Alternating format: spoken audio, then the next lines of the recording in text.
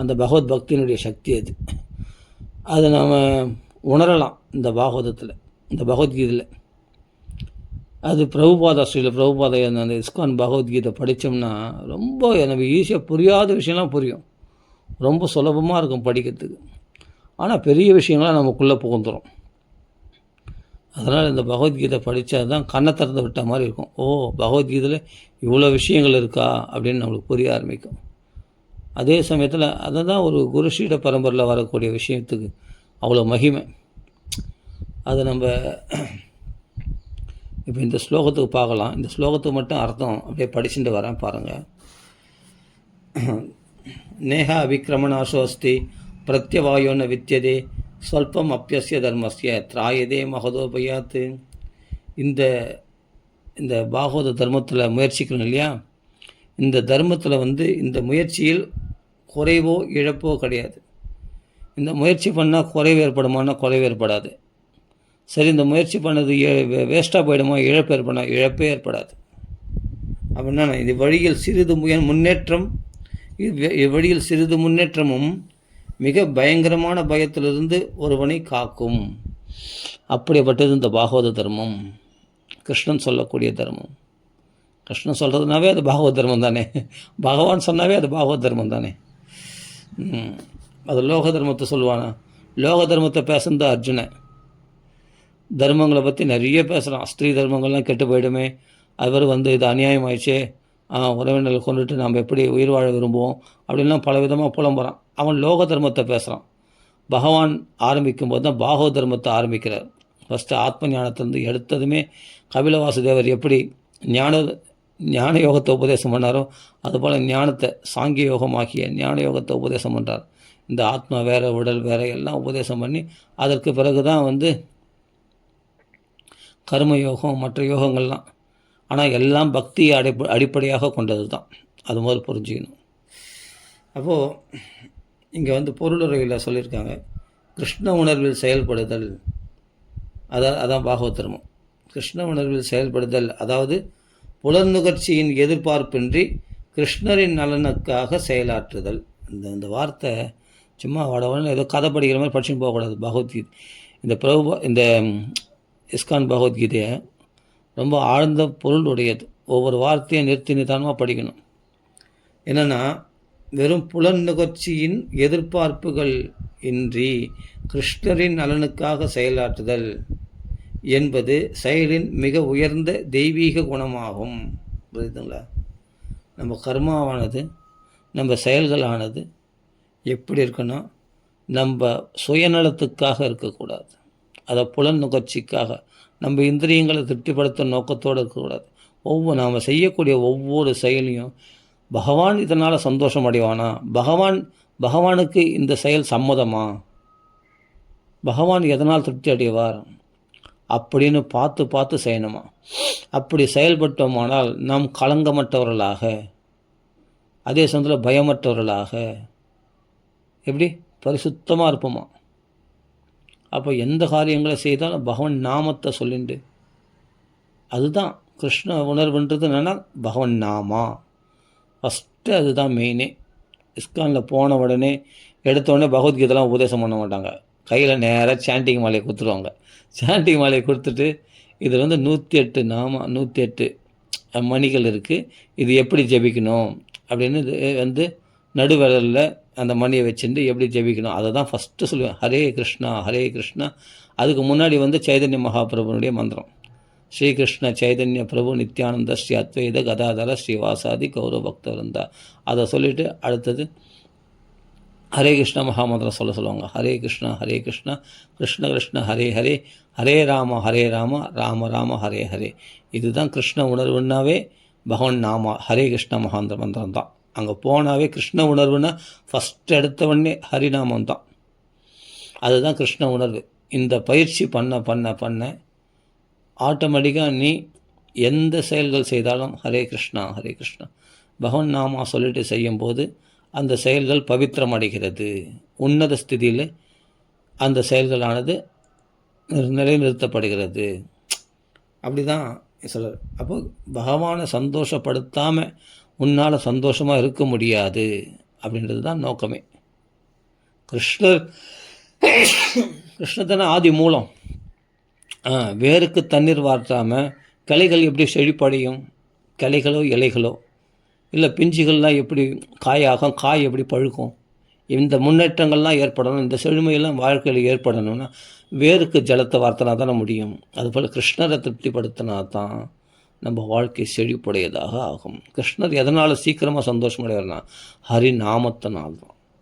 நல்லா புரிஞ்சுக்கணும். அதுதான் இங்கே சொல்கிறார். அப்போது கிருஷ்ணரின் நலனுக்காக செயலாற்றுதல் அப்படின்னா பகவன் நாமத்தை நிறைய சொல்கிறது சரி என்பது செயலின் மிக உயர்ந்த தெய்வீக குணமாகும். அப்போ நீ உடனே தெய்வீக குணத்தில் நிலைநிறுத்தப்படுகிறாய். பகவன் நாமா சொல்லும்போது நீ பியூரிஃபை ஆகிற, இந்த முக்குணங்களை கடந்து விடுகிறாய். இந்த லோகத்தில் நீ இல்லை அப்படின்றது தான் தெய்வீக நிலை. இங்கே மனுஷ நிலை, பிரகிருதி நிலையில் நீ இல்லை. தெய்வீக நிலையில் நீ செய்கிற செயல்கள்லாம் தெய்வீக நிலையில் உயர்த்தப்படுமா. நீ பிரகிருதி நிலையில் இருக்க மாட்டேன். உன்னுடைய ஆத்மா தெய்வீக நிலையில் தெய்வீஷேஷ் தெய்வம் பிரகிருதியும் அப்படின்னு சொல்கிறது. தெய்வ பிரகிருதி ஆயிடுது உன்னுடைய பிரகிருதியானது அப்படின்னு சொல்லப்படுகிறது. அதான் தெய்வீக குணமாகும். இது போன்ற செயலின் ஒரு சிறு ஆரம்பம் கூட எந்த தடையையும் காண்பதில்லை. அந்த சிறு ஆரம்பம் என் நிலையிலும் இழக்கப்படுவதும் இல்லை. புரியுதுங்களா? கிருஷ்ணருக்காக ஒரு புஷ்பங்களை அர்ச்சனை பண்ணாலும், பகவானுக்கு ஒரு தீபாராதனை காட்டினாலும், பகவான் நாமத்தை சொன்னாலும், பாகவதம் படித்தாலும் எல்லாம் ஒரே தளத்தில் இருக்கக்கூடியவை. ஆனால் நாமத்தை மட்டும் எந்த தர்மத்தோடு சமப்படுத்தக்கூடாது. ஏன்னா நாமன்றது ரொம்ப ரொம்ப ரொம்ப ரொம்ப வசதி. அப்படி நாம தர்மத்துக்கு மற்ற தர்மங்களை சமப்படுத்தினால் அது நாம அஃபென்ஸ், அதை நாம அபராதமாக ஆகிவிடும். அதனால் நாமா சொல்கிறது ரொம்ப டைரக்ட் கான்டாக்ட், பகவானோட நேரடியாக தொடர்பு கொள்கிறோமா நாமலாம். அதுதான் இங்கே சொல்லக்கூடிய விஷயம். இதெல்லாம் நம்ம உபதேசம் பண்ணும்போது நம்ம மகான்கள் வாக்கில் இந்த பகவத்கீதையை கேட்டோம்னா அவர்கள் இதைத்தான் மெயினாக சொல்லுவாங்க. நல்லா புரிஞ்சுங்க. அப்போது இந்த சிறு ஆரம்பம் பகவன் நாமா சொல்ல கொஞ்சம் நீ ஆரம்பித்தா கூட ஃபஸ்ட்டு ஒரு மாலை, சிறு ஆரம்பன்றது ஒரு மாலை ஜெபிக்கிறது, அதிகமாக அப்போ 4 மாலை ஜெபிக்கிறது. நீங்கள் ஒரு மாலையே ஒரு பக்தர் சொன்னார், நல்லா சீனியர் டிவோட்டி இஸ்கானில் அவர் சொல்கிறாரு, நீங்கள் ஒரு மாலையே 1 வருஷம் ஜெபிங்க தொடர்ந்து. அதை மட்டும் நீங்கள் கண்டினியூவாக ஜெபிச்சு பாருங்கள். நீங்கள் 4 மாலை கூட ஜெபிக்க வேணாம். ஃபஸ்ட்டு அந்த ஒரு மாலையே கண்டினியூட்டியாக 108 நாமாவை விடாப்பிடியாக நீங்கள் ஜெபிச்சு பாருங்கள். அதில் ஒரு தபஸ் இருக்குது. ஒரு நாளைக்கு ஒரு மாலை 108 நாமா ஜெபிச்சு பாருங்கள். அதுக்கு ஒரு தபஸ் இருக்குது, அதுக்கு ஒரு பவர் இருக்குது. அந்த பவர் உங்களை அதிகரிக்க செய்யணும். நாமளாக நம்ம ஜெபிக்க ஆரம்பிச்சிட்டோம், சரி ஓகே இனிமேல் 4 மாலை ஜெபிக்கலாம், இனிமேல் 16 மாலை ஜெபிக்கலாம், அவர் கணக்கு இருக்குது, அப்படி ஜெபிச்சிடலாம் அப்படின்னு நம்ம நினைப்போம். ஆனால் நமக்கு என்னென்னா கண்டினியூட்டி தான் முக்கியம். கண்டினியூட்டி தான் தபஸ். புரியுதுங்களா? அதிகமாக அதாவது குவாலிட்டியோடு ஜெபிக்கணும்னு சொல்லுவாங்க. குவான்டிட்டி இன்க்ரீஸ் பண்ணாலும் குவாலிட்டி வந்துடும் ஆட்டோமேட்டிக்காக. அதாவது குவான்டிட்டினா அளவு அதிகரித்தா, நாம அதிகமாக சொன்னோம். ஆனாலும் ஒரு மாலை ஜெபித்தாலும் குவாலிட்டியாக ஜெபித்தா ரொம்ப நல்லது. அது நல்லா உச்சரிப்போடு பொறுமையாக ஜெபிச்சாவே போதும். ஒரு மாலை ஒரு 10 நிமிஷம் ஆகும், 5 நிமிஷம் ஆகும், அதுக்கு மேலே ஆகாது ஆரம்ப நிலையில் சொல்கிறவங்க கூட. அதனால் இந்த சிறு முயற்சி கொஞ்சம் ஒரு மாலை சொன்னால் கூட போதும். அது கொஞ்சம் கொஞ்சமாக நமக்கு அதான் சொல்ல ஸ்வல்பம் அப்பியசிய, கொஞ்சமாக தொடங்க ஆரம்பித்தா கூட அது முழு பலனையும் கொடுக்கும். இதுதான் ஒரு பக்தர் டிவோட்டி சொன்னார், ஒரு மாலை 1 வருஷம் ஒரே மாலை மட்டும் ஜெபிச்சுன்னு பாருங்கள், அதுக்கான பவரை உங்களுக்கு நீங்கள் உணர ஆரம்பிப்பீங்க அப்படின்னு சொல்கிறார். ஆனால் நம்ம ஆசை ஒரு மாலையா இதெல்லாம் சிம்பிளாக நினைப்போம். கிடையாது, சிம்பிள் கிடையாது. ஒவ்வொரு நாமும் 16 நாமம் இருக்கே. அதில் ஹரே கிருஷ்ணா ஹரே கிருஷ்ணா கிருஷ்ண கிருஷ்ண ஹரே ஹரே 8 நாமா இருக்குது. அப்போ 16 நாமா இருக்குது. இந்த 16 நாமாக்கள் சேர்ந்தது தான் மகாமந்திரம்னு சொல்லுவாங்க. ஹரே கிருஷ்ணா ஹரே கிருஷ்ண கிருஷ்ண கிருஷ்ண ஹரே ஹரே ராம ஹரே ராம ஹரே ஹரே. இஸ்கான் பிரகாரம் சொல்கிறேன். அப்படி பகவன் நாமத்தை தொடர்ந்து சொல்லும் பொழுது அது எங்கேயோ போயிடும், அது வேறு லெவலில் போயிடும். அந்த ஒரு மாலை ஜெபிச்சாவே அது நம்மளை பியூரிஃபை பண்ண ஆரம்பிச்சிட்டோம். பியூரிஃபை பண்ணுறதுக்கு அடையாளமாக நம்ம பார்த்தா முன்னாடி ஈடுபட்ட சில உலக விவகாரங்கள்லாம் நமக்கு பிடிக்காமல் போயிடும். நம்ம கொஞ்சம் கிருஷ்ண கதைக்கு அந்த கோயிலுக்கு போகலாமா, கிருஷ்ணர் கோயிலுக்கு கிருஷ்ணரை போய் தரிசனம் பண்ணலாமா, இந்த நாமத்தை சொல்கிறோமே சரி அவருடைய பகவத்கீதை படிக்கலாமா அப்படின்ற அந்த எண்ணங்கள் தோன்ற ஆரம்பிச்சிடும். அது எதனால் ஒரு பாகவதத்தில் இன்ட்ரெஸ்ட் வருது, பகவத்கீதை இன்ட்ரெஸ்ட் வந்தால் மனசு பியூரிஃபை ஆகுதுன்னு அர்த்தம். மனசு பியூரிஃபை ஆனால் தான் உங்கள் மனசு தெய்வீக நிலையில் உயர்ந்ததுனால்தான் இதிலெல்லாம் உங்களுக்கு இன்ட்ரெஸ்ட் வரும். இல்லைன்னா உங்கள் மனசு சுத்தமாகாமல் கண்டிப்பாக சத்தியமாக சொல்கிறேன், உங்களுக்கு பகவத்கீதை படிக்கணுன்றோ பாகவதம் படிக்கணுன்ற எண்ணம் வரத்துக்கு வாய்ப்பே கிடையாது. ஆனால் நீங்கள் வந்திருக்கீங்க பாருங்கள், இப்போ பாகவதம் பாராயணம் பண்ணுற போது அப்போ அவர்கள் அதுக்கான தகுதிகள் பெற்றவர்களாக இருக்கிறார்கள். அந்த தகுதிகளை பகவான் கொடுத்துருக்கான். அவர்கள் அந்தளவுக்கு மனசு பியூரிஃபை ஆகிருக்கு. அதனால தான் நஷ்டப்பிராயேஷு அபத்ரேஷு நித்தியம் பாகவத சேவையா. அந்த அமங்கலங்களாகிய அந்த பாவங்கள் கழிஞ்சால் தான் பகவத் பக்திக்கு கொஞ்சம் கொஞ்சமாக வரணும்னு தோணும். அது பிறகு அது பியூரிஃபை ஆக ஆக ஆக அதில் ஸ்திரமாக நித்தியம் பாகவத சேவையா, தினமும் பாகவத சேவையிலேயே நம்ம இருக்கணுன்ற புத்தி உண்டாகும். அதுதான் இங்கே சொல்கிறார், சிறு ஆரம்பம் கூட எந்த தடையையும் காண்பதில்லை. அந்த சிறு ஆரம்பம் எந்த நிலையிலும் இழக்கப்படுவதும் இல்லை. அந்த ஒரு மாலை 2 மாலை நம்ம பகவன்னாமா சொன்னால் அதுக்கு பிறகு அதனுடைய பலனானது உனக்கு விட்டு போகிறதே இல்லை. ஒரே தடவை தான் கோவிந்தான்னு சபையில் ஆடுறதுனாலாம் அந்த நாமத்துக்கு பகவான் கடன்பட்டவன் ஆகிட்டானான் கிருஷ்ணன். ஆமாம், கோவிந்தான்னு கதறனாலே சபையில் அதுக்கு நான் கடன்பட்டேன். அதுக்காக தான் குதிரை குளிப்பாட்டினானா, தூது சென்றானாம், தேர் ஓட்டினானாம், அவர்கள் இட்ட வேலை செய்யக்கூடிய ஒரு வேலைக்காரனாக இருந்தானா, தர்பானாம் இருந்தானா, இரவில் காக்கக்கூடிய தர்பானாக இருந்தானா, எல்லா சேவைகளையும் பாண்டவர்களுக்கு செய்தானாம் பகவான். காரணம்னா அந்த பகவான் நாமத்தை சொல்லிட்டா கடன்பட்டவன் ஆயிடுறான். ஒரு தடவை பகவான் நாமம் சொல்லிட்டா, சுத்தமாக ஜெபிச்சிட்டா, குவாலிட்டியோடு நீ சொல்லிட்டேன்னா அந்த நாமத்துக்கு பவர் அதிகம். அதனால் நீ ஒரு மாலைன்னு நினைக்காதீங்க, ஒரு மாலை நீ சொல்லிட்டேன்னு சொன்னால் அதில் பகவான் அவ்வளோ சந்தோஷம் அடைகிறான். சிறு முயற்சியும் இழக்கப்படுவதில்லை, வீணாகிறதில்லை. சொல்பம் அப்பியாசிய திராயதே மகதோபயாத்து, பெரிய இந்த சம்சார பயத்திலேருந்து உன்னை விடுவிக்கும். அதுதான் இங்கே சொல்லப்படுகிறது. இதுதான் பாகவத தர்மம். அது பிறகு பாருங்கள், தொடங்கப்பட்ட செயல் முடிவு பெற்றதாக வேண்டும். ஒரு செயல் தொடங்கினா அது முடிவு பெற்றால் தானே அது பூர்ண பலனை கொடுக்கும். ஆனால் இந்த பாகவத தர்மத்தில் நீ தெரியாமல் பகவான் நாமா சொல்லிட்டா கூட அது முழு பலனையும் உன்னை கொடுக்காம உன்னை விடாது. நல்லா புரிஞ்சுக்கணும். இப்போது ஒரு தொடங்கப்பட்ட செயல் முடிவு பெற்றாக வேண்டும், இல்லையேல் அனைத்து முயற்சியும் வீணாகி விடுகிறது. எந்த வேலையும் அரைகுறை வேலை செய்துட்டா அப்போ இவ்வளோ நாள் அந்த வேலை செய்து வேஸ்ட்டாக போயிடும். ஒரு செயலை முழுசாக பண்ணால் தானே அது அந்த வேலை பூர்த்தி அடையும். யோசிச்சு பாருங்கள், ஒரு வீடு கட்டுறான்னா அரைகுறையாக விட்டுட்டான்னு சொன்னால், பாதி வீடு கட்டி அப்படியே விட்டான்னா அது யாராவது அனுபவிக்க முடியுமா? அந்த வீட்டில் குடி போக முடியுமா? அது கிரகப்பிரவேசம் பண்ண முடியுமா? அந்த வீட்டை முழுசாக கட்டி முடித்து அதுக்கெல்லாம் பெயிண்ட்டுக்கெல்லாம் அடிச்சு அது ஒரு பூச வேலையாவது பண்ணணும். அந்த பூச வேலை கல்லெல்லாம் அடிக்கிட்டால் மட்டும் போதும், அது பூச வேலையாவது பண்ணால் தானே அந்த வீட்டில் வாழ முடியும். அதில் ஒயரிங்லாம் பண்ணி அந்த கரண்ட்லாம் போட்டால் தானே வாழ முடியும். ஏதோ அரைக்குறை வீடு கட்டி கடைக்கால் மட்டும் ஏற்றிட்டு அதுக்கப்புறம் அப்படியே விட்டால் அதில் வாழ முடியுமா மனுஷன்? யோசிச்சு பாருங்கள். ஒரு வீடு கட்ட தொடங்குறான்னா அதை ஃபுல்லாக கட்டி முடித்தா தானே அதில் குடி போக முடியும். அது மாதிரி தான் இல்லையா எல்லா செயல்களும். இப்போது வேலைக்கு போகிறோன்னா பாதி ஒரு நாள் பூரா வேலை செய்தால் தான் முழுமையான சம்பளம் கிடைக்கும். அரை நாள் வேலை செய்துட்டு சம்பளம் கொடுப்பானா? முழு நாள் சம்பளத்துக்கு கேட்டால் கொடுப்பானா? கொடுக்க மாட்டான். நீ பாதி நாள் தான் வேலை செய்தால் அதுக்குள்ளே வீட்டுக்கு போயிட்டு உன்னால் முடியலன்னு கிளம்பு, அவ்வளோதான், ஒன்றும் சம்பளம் கிடையாது. அப்படி தான் துரத்தி அனுப்பிச்சிடுறாங்க. அப்போ முழு நாள் வேலை செய்தால் தான் சம்பளம் கிடைக்கும். இப்போ ஒன்றும் இல்லை, மாதம் சம்பளம் அப்படின்னா ஒரு 10 நாள் வேலை செய்கிறேன்னா அந்த 10 நாள் சம்பளம் சில இடத்துலலாம் கொடுக்குறதில்ல, சில இடத்துல கொடுக்குறாங்களா என்னன்னு தெரில. சில இடத்துல ஒரு ஆஃபீஸில் ஒரு கம்பெனி எங்கன்னா வேலைக்கு போனான்னா கொஞ்ச நாள் வேலை செய்து எனக்கு இந்த வேலை பிடிக்கலன்னு வந்துட்டான்னா அவ்வளோதான், அந்த மாதம் சம்பளம் கிடையாது அவனுக்கு. அப்போ அத்தனை நாள் வேஸ்ட்டாக அத்தனை நாள் ஒரு 10 நாள் வேலைக்கு போகிறேன்னா அந்த 10 நாள் சம்பளம் வேஸ்ட்டு, 10 நாள் அவன் உழைப்பு வேஸ்ட், அவ்வளோதான். அதுக்கு பலன் கிடைக்காது. ஏன்னா 30 நாள் வேலை செய்தால் தான் சம்பளம் கொடுப்பான். 10 நாள் வேலை செய்து சம்பளம் கேட்டால் கொடுக்க மாட்டான். ஆனால் இதெல்லாம் பௌதிகத்தில் ஒரு வீடு கட்ட ஆரம்பித்து பாதி விட்டால் அதுதான் வேஸ்ட்டு. ஏன்னா பணம் இல்லை, வீடு கட்ட முடியல அப்படின்னு பாதியில் விட்டான். அப்போ எத்தனையோ பேர் விட்டுருக்காங்க. அப்புறம் எங்கேயோ கடன் வாங்கி கஷ்டப்பட்டு அப்போ கடன்.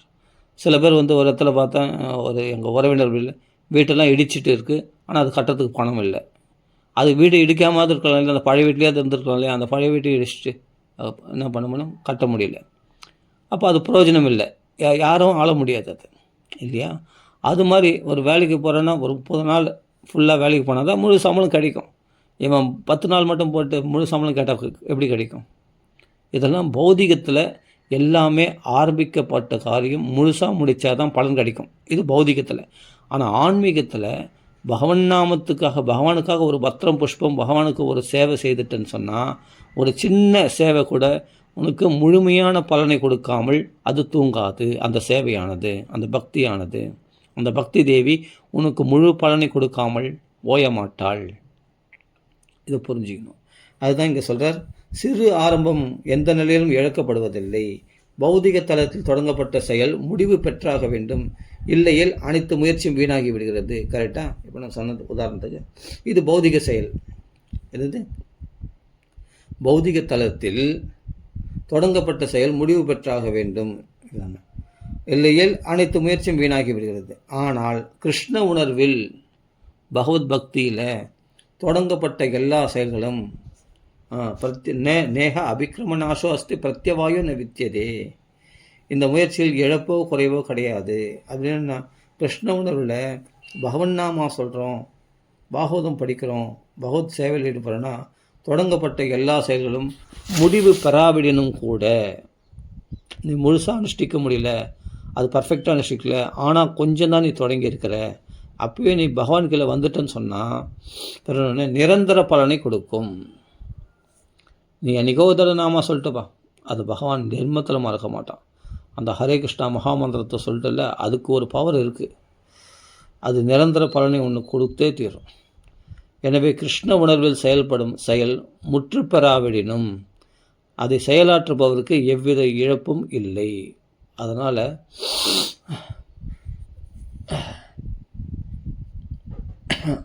என்றைக்கோ ஒரு நாள் பகவான் நாமா சொல்லியிருப்பேன் ஹரே கிருஷ்ணா, அந்த கிருஷ்ணன் உன்னை காப்பாற்றினே இருப்பான். நமக்கே தெரியாது, நம்மளை கிருஷ்ணன் தான் காப்பாற்றுறான், நம்மளுக்கு தெரியாது. ஏன்னா நம்ம பகவத் பக்தியை விட்டுட்டு இருப்போம். கொஞ்ச நாள் பக்தி பண்ணோம், நான் விட்டுட்டேன், பக்தியிலேருந்து இப்போ நழுவிட்டேன், ஃபுல்லாக சம்பாதிக்கிறதுக்கு நான் போயிட்டேன், நான் வேலை உத்தியோகம் இருக்குது, குடும்பத்தை காப்பாற்றணும், எனக்கு வேலை உத்தியோகம், என்னால் கோயிலுக்கு ரெகுலராக என்னால் கோயிலுக்கு வர முடியல, ரெகுலராக என்னால் சாண்டிங் பண்ண முடியல, பகவான் நாமா சொல்ல முடியல, பகவத் ஈடுபட முடியல அப்படின்னு சொன்னால், ஆனால் நீ மறந்துடலாம் பகவான், ஆனால் பகவான் உன்னை மறக்கவே மாட்டான். நீ சொன்ன பகவான் நாமா உன்னை எந்த விதத்துலையாவது உனக்கு காப்பாற்றிட்டு இருக்கும். அதை நிறைய பக்தர்கள் உணர்ந்திருக்கிறார்கள், அடியேனும் உணர்ந்திருக்கேன். அதுக்கப்புறமா தான் இந்த உலகத்தில் பார்த்தா எல்லாம் நமக்கு எல்லா தகுதிகளும் இருந்தால் தான் இவர்களோட பழக முடிகிறது, அவர்கள் நம்மை சேர்த்துக்கொள்கிறார்கள், இல்லைன்னா நம்மளை கழட்டி விட்டுறாங்க. ஆனால் என்றைக்கோ பண்ண பகவான் நாம இன்றைக்கி வரைக்கும் அவர்கள் இந்த முதலைகள் இடத்துலேருந்து நம்ம பிக்கல் பிடுங்கல் பண்ணக்கூடிய இப்படியாப்பட்ட துஷ்டர்களிடத்துலேருந்து பகவான் நம்மளை காப்பாற்றினிருக்கானே, அந்த காப்பாற்றத்தில் நீங்கள் உணர்வீங்க. ஏன்னா இது வேற ஒருத்தன் இது மாதிரி இடத்துல இருந்தான்னா பயங்கரமாக அல்லல் பற தான் பார்க்குறோம். ஆனால் நாம் அந்த இடத்துல இருந்தால் நம்ம காப்பாற்றப்படுறோம். அப்போ அவனுக்கு வர ஆபத்து நம்ம ஏன் வரல அப்படின்னு பார்க்கும்போது, ஓ பகவான் முன்ன காப்பாற்றினே, அதே பகவான் இப்போ காப்பாற்றினிருக்கான் நம்மளை அப்படின்னு நம்மளுக்கு நல்லா புரியும். இந்த அனுபவங்கள் எனக்கு நிறைய இருக்குது. ஒன்றும் இல்லைங்க, ஒரு இடத்துல வேலை செய்தேன். ஒரு இடத்துல வேலை செய்யும்போது அங்கே இடத்துல எனக்கு உயர்ந்த பதவி, அந்த உயர்ந்த பதவியில் இருக்கும்போது என் கீழே கண்ட்ரோலில் இருக்கிற சில செக்யூரிட்டிஸ்லாம் வேலை செய்கிறாங்க. அந்த செக்யூரிட்டிஸ்லாம் என்னென்னா மூட்டையை திருடுறாங்க. கண்டெய்னர் லாரி வருது, அந்த லாரிகள் என்னென்னா அது குடோன், அது வேர்கடலை மூட்டை, அந்த வேர்கடலை மூட்டை திருடுறாங்க, பயங்கரமாக திருடுறாங்க. ஆனால் நம்ம கண்ட்ரோல் பண்ண முடியல அவங்கள, என் கீழே வேலை செய்கிறவங்கள. இப்போ நான் உயர்ந்த பதவியில் இருக்கிறேன், நான் 2 பேர் இன்னொருத்தருக்க 2 பேரும் உயர்ந்த பதவியில் இருக்கோம். அப்போ எங்கள் கண்ட்ரோலில் இருக்கும்போது நான் பயப்படுறேன். எப்போ நான் கண்ட்ரோல் பண்ணுறேன், இதெல்லாம் செய்யக்கூடாது தப்புன்னு சொன்னால் அவங்க கேட்கல. அவர்கள் அடி உத குத்துன்னு பேசுகிறாங்க. அப்போ நான் என்ன பண்ணேன், சரி ஓகே வேலையை ரிசைன் பண்ணலான்னு சொல்லிட்டு வேலையை விடலான்னு பார்த்தா வேலையை விட மாட்டுறாங்க. அப்போ பகவான்களை பிரார்த்தனை பண்ணேன். அப்போ நான் பக்தியிலேருந்து பக்தியில் அப்போ என்னால் செயல்படும் அந்த வேலை அவ்வளோ டைட்டான வேலை, நான் செய்த வேலை. செக்யூரிட்டியில் ஏஎஸ்ஓ வேலை, அசிஸ்டன்ட் செக்யூரிட்டி கார்டா அது என்னவோ, சரி ஓகே. அதாவது எஸ்ஓ எனக்கு மேலே ஒருத்தர் இருக்கார், அவர் என்னை ஏஎஸ்ஓவை போட்டார். ஏஎஸ்ஓ போட்டோன்னே 2 பேர் ஏஎஸ்ஓ. அப்படி இருக்கும்போது என் கீழே வந்து செக்யூரிட்டிங்க இருக்காங்க. செக்யூரிட்டிலாம் வந்து பார்த்தா அந்த குடோனுக்கு வரக்கூடிய வேர்களை மூட்டையை திருடுறாங்க. எத்தனை பேர் திருடுறாங்க. இது நடந்து 10-15 வருஷம் இருக்கும். அப்போ நம்ம என்ன பண்ண கண்ட்ரோல் பண்ண சொன்னால் இதெல்லாம் பண்ணக்கூடாதுன்னு சொன்னால் கேட்க மாட்டேன்றாங்க. அவங்க பாட்டுக்கு நம்மளை முறைக்கிறாங்க, நம்மளை இது பண்ணுறாங்க. அப்போ நான் என்ன பண்ணுறது ஒன்றும் புரியல. சரின்னு சொல்லி எனக்கெல்லாம் அவகாசமே இல்லை. நைட் ஷிஃப்ட்டு டே ஷிஃப்ட்னு மாறி மாறி வந்துகிட்டே இருக்கும் எனக்கு. அப்போ பகவத் பக்தி பண்ணுறதுக்கு டைமே இல்லை அந்த சமயத்தில். அப்போ நான் என்ன பண்ணேன், ரொம்ப அவஸ்தைப்பட்டேன். இப்போ யாரையும் கம்ப்ளைண்ட் பண்ண முடியல. ஏன்னா எஸ்ஓவே திருடன். எஸ்ஓவாக இருக்கிறானே எனக்கு மேலே, அவனே திருடன். அவனுடைய கண்ட்ரோல், அவன் அனுமதியில் தான் எல்லாமே நடக்குது. ஆனால் பக்கத்தில் எனக்கு இன்னொரு ஏஎஸ்ஓ இருக்கார், அவரும் திருடன். அவரும் இதுக்கெல்லாம் அனுமதி எல்லாமே. அதுக்கெல்லாம் லஞ்சம் வாங்கிப்பாங்க. எனக்கு சுத்தமாக பிடிக்காது. இந்த லாரியில் வந்து இந்த லாரி காசு வாங்குவாங்க. லாரி காசுனால் அந்த டிரைவர் ஏதாவது ஒரு அமௌண்ட்டு கொடுப்பான். அந்த இல்லாட்டி அந்த செக்யூரிட்டி அனுமதிக்க மாட்டாங்க. அந்த காசுலாம் கூட எங்களுக்கு கொடுப்பான். நான் வாங்கவே மாட்டேன். அது 150 ரூபா 200 ரூபா கலெக்ஷன் ஆச்சுன்னா அதில் 50 ரூபா எனக்கு கொடுக்க பார்ப்பாங்க. ஏஎஸ்ஓ இருக்கேன் நான். அதெல்லாம் 10 பைசா கூட வாங்க மாட்டேன். எனக்கு பிடிக்காது அந்த காசு வாங்குறது. அதுக்கப்புறமா பார்த்தா இந்த லஞ்சம் வாங்குறதுல வந்து என்னென்னா எல்லாம் எனக்கு கொடுத்தாங்க. எனக்கு லஞ்சம் வந்து வேர்க்கடலை மூட்டை அந்த திருட்டு பொருளில் கிடைக்கிற லஞ்சத்தை இப்போ என் கூட வேலை செய்கிற ஏஎஸ்ஓ அவங்க வாங்கிப்பாங்க. அந்த எஸ்ஓ வாங்கிப்பான். எல்லாருக்கும் லஞ்சம் போயிடும். அதனால் அவங்க கண்டுக்க மாட்டாங்க. எனக்கு இது பிடிக்கப்பட, ஐயோ எனக்கு வேணாம் அந்த காசு தயவுசெய்து அப்படின்னு சொல்லிட்டு முதல்ல என்னை வேலை விட்டு தூக்குங்க அப்படின்னா வேலை விட்டு தூக்கவும் மாட்டுறாங்க. நீ வேலை விட்டோன்னா உனக்கு முழு சம்பளம் கிடைக்காது. இதுதான் இங்கே புரியுதுங்களா? அந்த சம்பளம் வந்து இப்போ எனக்கு 8,000 இல்லை 9,000 8,000 சம்பளம், 8,500 சம்பளம். அந்த 8,500 சம்பளம் உனக்கு கிடையாது. நான் சொல்ல 5 வருஷத்துக்கு முன்னாடி அப்படின்னு சொல்கிறாங்க. நீ வேலையை விட்டோன்னா பாதி சம்பளம் கூட கிடைக்காது அப்படின்னு சொல்லி மிரட்டுறாங்க. என்னை வேலையில் இருக்க சொல்கிறாங்க. எனக்கு பிடிக்கல சுத்தமாக அந்த இடத்துல இருக்கிறதுக்கு. எல்லாம் ரவுடிஸுங்க அப்படி இருக்கிறாங்க. கரெக்டு முன்னாடி மாதிரி இருக்காங்க ஒருத்தனும் செக்யூரிட்டி பார்த்தா. நான் என்ன பண்ணுறது, சரி இதுலேருந்து தப்பிக்கணுமே அப்படின்னு சொல்லிட்டு நான் என்ன பண்ணேன், சரி நமக்கு சம்பளம் கிடைக்காட்டி போகுதுன்னு சொல்லிட்டு மறுநாள் நான் நின்று அடுத்த க்ஷணத்தில் சிசிடிவி கேமராவில் பார்த்துட்டு உடனே அந்த ஆளை வந்து அவனை பிடிச்சிட்டாங்க. அந்த வேர்க்கடலை மூட்டை திருடுறான் இல்லையா, அப்போ வந்து வேர்க்கடலை மூட்டை வந்து 4,000 ரூபாய் ஒரு மூட்டை. அந்த வேர்க்கடலை மூட்டை திருடுறான் அந்த கடையில். இது மணலியில் நடந்த விஷயம். அது மணலி கண்டெய்னர், அது ஒரு இடத்துல நடந்த விஷயம். அது ஒரு குடோனில் நடந்த விஷயம். அப்போது அந்த வேர்க்கடலை மூட்டை வந்து அவன் திருடினான். உடனே அவன் மாட்டிக்கினான். அவனை மரத்தில் கட்டி போட்டு அடின்னு அடித்தாங்க. அந்த கண்டெய்னர் அந்த இதில் வேலை செய்கிறவங்க, அந்த கம்பெனியில் வேலை செய்கிறவங்க. அன்றைக்கி முன்னாள் நான் இருந்தேன்னா இப்போ எனக்கெல்லாம் அவமானம், அசிங்கம், போலீஸில் ஏதோ ஹேண்ட் அவுட் பண்ணியிருப்பாங்க, எல்லாம் பண்ணிப்பாங்க. நான் டக்குன்னு அந்த வேலையை வர்ற வரைக்கும் எந்த ஆக்ஷனும் எடுக்கலை யாருமே. ஆனால் சிசிடிவி கேமரா பார்த்தா மறுநாள் வந்து என்னென்னா அந்த திருடினவனை கையும் களவுமாக பிடிச்சி இது மரத்தில் கட்டி வச்சு அடிக்கிறாங்க. அந்த ஏஎஸ்ஓவையும் போலீஸில் கம்ப்ளைண்ட் பண்ணிட்டாங்க. எல்லாம் நடக்குது. இதுக்கு முன்னாள் நான் வேலை செய்கிறேன். அதுக்கு முன்னாள் வந்து நான் வேலையை விட்டுட்டேன். மறுநாள் வேலைக்கு வராமல் விட்டுட்டேன். மறுநாள் வந்து இது நடக்குது. மறுநாள் வந்து ஏஎஸ்ஓலாம் போலீஸுக்கு கம்ப்ளைண்ட் ஆகிடுது. அங்கே ஒரு பெரிய கலவரம் ஆகிடுது. முன்னாடி இந்த ஏஎஸ்ஓ எங்கே அப்படின்னா அவர் வேலையை விட்டார். அவருக்கு இது பிடிக்கல, அதனால் வேலையை விட்டார். சரி ஓகே, அதுதான். என்னை கண்டுக்கல. அப்போ எல்லாம் மாட்டினாங்க. அந்த செக்யூரிட்டி குரூப்பே மாட்டிச்சு. அது ஏஎஸ்ஓ, அது மாதிரி அந்த சூப்பர்வைசர், இந்த எஸ்ஓக்கு மேலே இருக்கிற சூப்பர்வைசர், இந்த செக்யூரிட்டி வந்து நியமிச்சு எல்லாமே மாட்டினாங்க. எல்லாம் கையும் களமாக பிடிபட்டாங்க. எல்லாருக்கும் வந்து சம்பளம்லாம் கட்டாகி பெரிய இஷ்யூ ஆகி போச்சு. அது அப்போது பகவான் என்னை எப்படி தப்பிக்க வச்சான் பாருங்கள். மறுநாள் நான் இருந்திருந்தேன்னா மறுநாள் நானும் வந்து போலீஸ் கையில் போய் மாட்டிக்கிட்டு பல கஷ்டங்களை அனுபவிச்சிருக்கணும் இல்லையா. நான் பணம்லாம் கொடுத்துருக்கணும், ஏதாவது ஃபைன்லாம் கட்டிடணும். நிறைய விஷயம் இருக்குது. அதெல்லாம் நிறைய ப்ரொசீஜர் இருக்குது. அப்போது இப்போ திருடுறாங்க, நீங்கள் அலோட் பண்ணியிருக்கீங்க அப்படின்னு சொன்னால் எஸ்ஓக்கு எல்லாருக்குமே பெரிய கலவரமாச்சு. மறுநாள் வந்து சரி எனக்கு சம்பளம் கிடைக்காது போகுது, இந்த அநியாயத்தை நம்மளால் பார்த்து நிற்க முடியாதுன்னு சொல்லி உடனே அந்த வேலையை விட்ட மறுநாளே எல்லாரும் கையும் களவுமாக மாட்டினாங்க. அந்த எஸ்ஓ அந்த செக்யூரிட்டி எல்லோரும் மாட்டினாங்க. ஒரு செக்யூரிட்டி அந்த திருடின அந்த பையனை மரத்தில் கட்டி வச்சு அடின்னு அடித்தாங்க. இது போல் நடந்தது. பகவான் நம்மளை எப்படி தப்பிக்க வைக்கிறான் பாருங்கள், அதுக்காக சொல்கிறேன். அப்புறம் நான் என்ன பண்ணேன், அந்த ஆஃபீஸ் வந்து அந்த ஈகா தேட்டராண்ட இருக்குது அந்த ஆஃபீஸு, செக்யூரிட்டி ஆஃபீஸ். அங்கே போய் நான் பாதி சம்பளம் தான் கொடுத்தாங்க. பரவாயில்ல வாங்கினோம். 5,000 ரூபாய் என்னவோ கொடுத்தாங்க. 8,000 ரூபாய் சம்பளம். ரூ. 5000 தான் கொடுத்தாங்க. சரி ஓகே வாங்கின்னு வந்துட்டேன், அவ்வளோதான். அதனால் ஒரு நாள் நான் இருந்திருந்தேன்னா என் கதையை அதுதான். எனக்கு நான் ஃபைன் கட்டிடணும், போலீஸில் திருட்டு கேஸில் அசிங்கப்பட்டுடணும், அவமானப்பட்டுருணும், எவனோ திருடுனதுக்கு நம்ம மாட்டினிடணும், இது போல் இன்னல் அனுபவிச்சிருக்கணும். பகவான் எப்படி தப்பிக்க வச்சா பாருங்க, அதுக்காக சொல்ல வரேன். அப்போ நான் பக்தி பண்ணல, பக்தியிலேருந்து விலகி இருக்கிறேன். அதனால் உங்களுக்கு கொஞ்சம் பக்தி என்றைக்கோ ஹரே கிருஷ்ணா மகாமந்திரம் நீ சொல்லியிருக்கு இல்லையா, அது உன்னை காப்பாற்றும். அப்புறம் இன்னொரு விஷயம், உறவினர்கள் மூலமாக நான் ஒரு கம்ப்ளைண்ட், ஒரு பெரிய விஷயம், நான் பயந்துன்னு இருந்தேன். ஆனால் அதெல்லாம் பார்த்தா ஒன்றுமே இல்லை. மழை போல் வந்தது, பனி போல் நீங்கி போச்சு. அந்த பிரச்சனையிலேருந்து பகவான் என்னை விடுவிச்சான். ஏன்னா நீ நாமா சொல்லலைனா கூட, ஆனால் முன்னாடி சொன்ன அந்த நாமா, அந்த பகவான் உன்னை காப்பாற்றுறத நீ கண் கூட உணரலாம். அப்போ என் கூட உணர்த்துற சுந்தர் அவர்லாம் மாட்டினார் இல்லையா, ஆனால் என்னம்மா பகவான் எப்படி தப்பிக்க வச்சான், அதுதான் விஷயம். அப்போ நாம் பண்ண ஸ்வல்பம் அப்பியாசியம், இந்த கொஞ்சம் பக்தி கூட நம்மளுக்கு பெரிய பயத்திலேருந்து மகதோபய திராயதே மகதோபய பெரிய பயத்திலேருந்து உன்னை விடுதலை செய்யும். அப்படின்னு வந்து இந்த போலீஸ் கேஸு அது இது திருட்டு கேஸு இதில் போய் மாட்டாமல் நம்மளை தப்பிக்க வச்சான்னா, நான் திருடல, எனக்கு அந்த திருட்டு கூட்டமே பிடிக்கல, அந்த வேலையை விட்டு விடணும்னு சொன்னாலும் விட்டால் உனக்கு சம்பளம் போயிடும், சம்பளம் கிடைக்காது அப்படின்னு பயமுறுத்துறாங்க. பல இன்னல்கள் அவஸ்தைப்பட்டு அப்புறமா தான் துணிஞ்சு வேலையை விட்டேன். சம்பளம் கிடைச்சா இந்த திருட்டுக்கு நம்ம உடந்தையாக இருக்கக்கூடாதுன்னு மறுநாளே வேலையை விட்டேன். அதுக்கப்புறம் அதுக்கு மறுநாள் எல்லாரும் மாட்டினாங்க. என்ன பகவான் தப்பிக்க வச்சான். எப்படி விதுரரை வந்து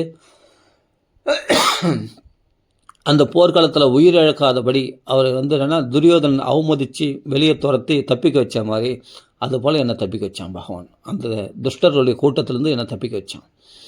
அந்த துரியோதனாதிகளாகிய துஷ்ட கூட்டங்களை அசத் சபாயம் சொன்னாலே குந்தி தேவி, அந்த அசத் சபையிலேருந்து விதுரரை விடுவிச்ச மாதிரி பக்தர்களை பகவான் விடுவிப்பான். நிச்சயமாக நடக்கும். திராயதே மகதோபயாத், பெரிய கஷ்டங்கள்லேருந்து பகவான் விடுவிப்பான். நீ பகவன் நாமத்தை அண்டி இருந்தால் போதுமானது. அவன் பகவத் பக்தி வீண் போகவே போகாது, இதில் இழக்கப்படுவதே கிடையாது, நிரந்தர பலனை கொடுக்கும். புரிதா? முற்று பெறாவிடினும் நீ சரியாக முயற்சி பண்ணல, கொஞ்ச நாள் பக்தி பண்ணிட்டு விட்டுட்டேன், அது முடிவு பெறாவிடினும் நிரந்தர பலனை கொடுக்கும். எனவே கிருஷ்ண உணர்வில் செய்யப்படும் செயல் முற்று பெறாவிடனும் அதை செயலாற்ற திருப்பி சொல்கிறார் ஸ்ரீல பிரபுபாதா. அருமையான விளக்கம் அது. முற்று செயலாற்றுபவருக்கு எவ்வித இழப்பும் இல்லை. இந்த ஸ்லோகத்துக்கு அடிப்படையாக வச்சு தான் சொல்கிறார் பிரபுபாதா. இந்த விளக்கங்கள்லாம் பார்த்தா ஸ்லோகத்துக்கு அந்நியமாக இருக்காது, பகவானுடைய உபதேசத்துக்கு ஒட்டி தான் இருக்கும், கரெக்டாக இருக்கும் இந்த விளக்கங்கள்லாம் பார்த்தோம்னா. அப்போ எவ்வித இழப்பும் கிடையாதான். கிருஷ்ண உணர்வில் 1% செய்யப்பட்டாலும், 100%ல் 1%, நீ ஒரு மாலை தான் சொல்கிற, 100 மாலை சொல்ல, 16 மாலை சொல்ல, 1% செயல்பட்டாலும் நிரந்தர விளைவு உண்டு. நீங்கள் மீண்டும் 2வது சதவீதத்திலிருந்து தொடங்கலாம். இப்போ பகவான் நாமா சொன்னான், நிறைய தீவிரமாக பக்தி பண்ண முடியல, ஏன்னா குடும்ப கஷ்டங்கள் எவ்வளோ இருக்குது. ஆனால் கொஞ்சம் பக்தி தான் பண்ணேன். கொஞ்சம் பக்தி பண்ணி அந்த குடும்பத்தில் இல்லற கவலைகளிலே வாழ்ந்து அப்படியே இல்லறத்தோடு இருந்து கடைசி காலத்தில் அப்படியே மரணம் அடைஞ்சிட்டேன். ஆனாலும் அடுத்த பிறவியில் எந்த இடத்துல விட்டியோ அந்த இடத்துலேருந்து மீண்டும் தொடங்குவேன். நீ ஃபஸ்ட்லேருந்து ஆரம்பிக்கணும்னு அவசியம் இல்லை. எந்த இடத்துலேருந்து விட்டியோ அந்த இடத்துலேருந்து மறுபடியும் முயற்சி, மேலும் உன்னை பகவான் என்ன பண்ணுவான், தூண்டி உனக்கு அதுக்கான சத்சங்கத்தை ஏற்படுத்தி உனக்குள்ள பக்தியை புகுத்தி மேலும் மேலும் பக்தியில் முன்னேற்றம் அடையும்படி செய்வோம். அதுதான் விட்ட குறை தொட்ட குறைன்னு சொல்கிறது. இப்போ எனக்கு கூட பாகவதம் படித்தேன்னா 5 நாளில் எப்படி படிக்க முடியும்? ஒரு சான்ஸ்கிரிட் வார்த்தைகள் இருந்துச்சுன்னா முன் ஜென்மத்தில் விட்ட குறை தொட்ட குறை, அது இந்த ஜென்மத்தில் வந்து பற்றிக்கிச்சு. 5 நாள் எனக்கு வந்து இலவசமாக ஒரு பாகவத புஸ்தகம் கொடுக்கணும், நான் அந்த இடத்துக்கு போனோம், இதெல்லாம் எப்படி ஏற்பாடு நடக்குது? எல்லாம் முன் ஜென்மத்துடைய வாசனை. அது என்ன பண்ண, தன்னாலே உனக்கு ஒரு பிராமணர் அறிமுகப்படுத்தி, ராமமூர்த்தி மாமன் அறிமுகப்படுத்தி, அது கரெக்டாக பாகவதத்தில் போய் 18th மெயின் ரோடு அண்ணா ஒரு அக்கரகாலத்தில் பாகவதம் நடக்குது, அங்கே போக சொல்லி அதன் மூலமாக ஒரு சாதுகள் மூலமாக நடக்குது பாருங்கள் எப்படி வேலை. எனக்கு இந்த பாகவதம் பற்றியே தெரியாது, மகாபாரதம் தெரியும், ராமாயணம் தெரியும், சின்ன வயசில் கதை கேட்டது. அப்போது ஒரு பக்தர்கள் வைஷ்ணவ குடும்பத்துலேயும் பிறக்க வச்சு, இதுபோல் பக்தர்கள் சங்கத்துலேயும் எல்லாம் பகவானுடைய செயல்.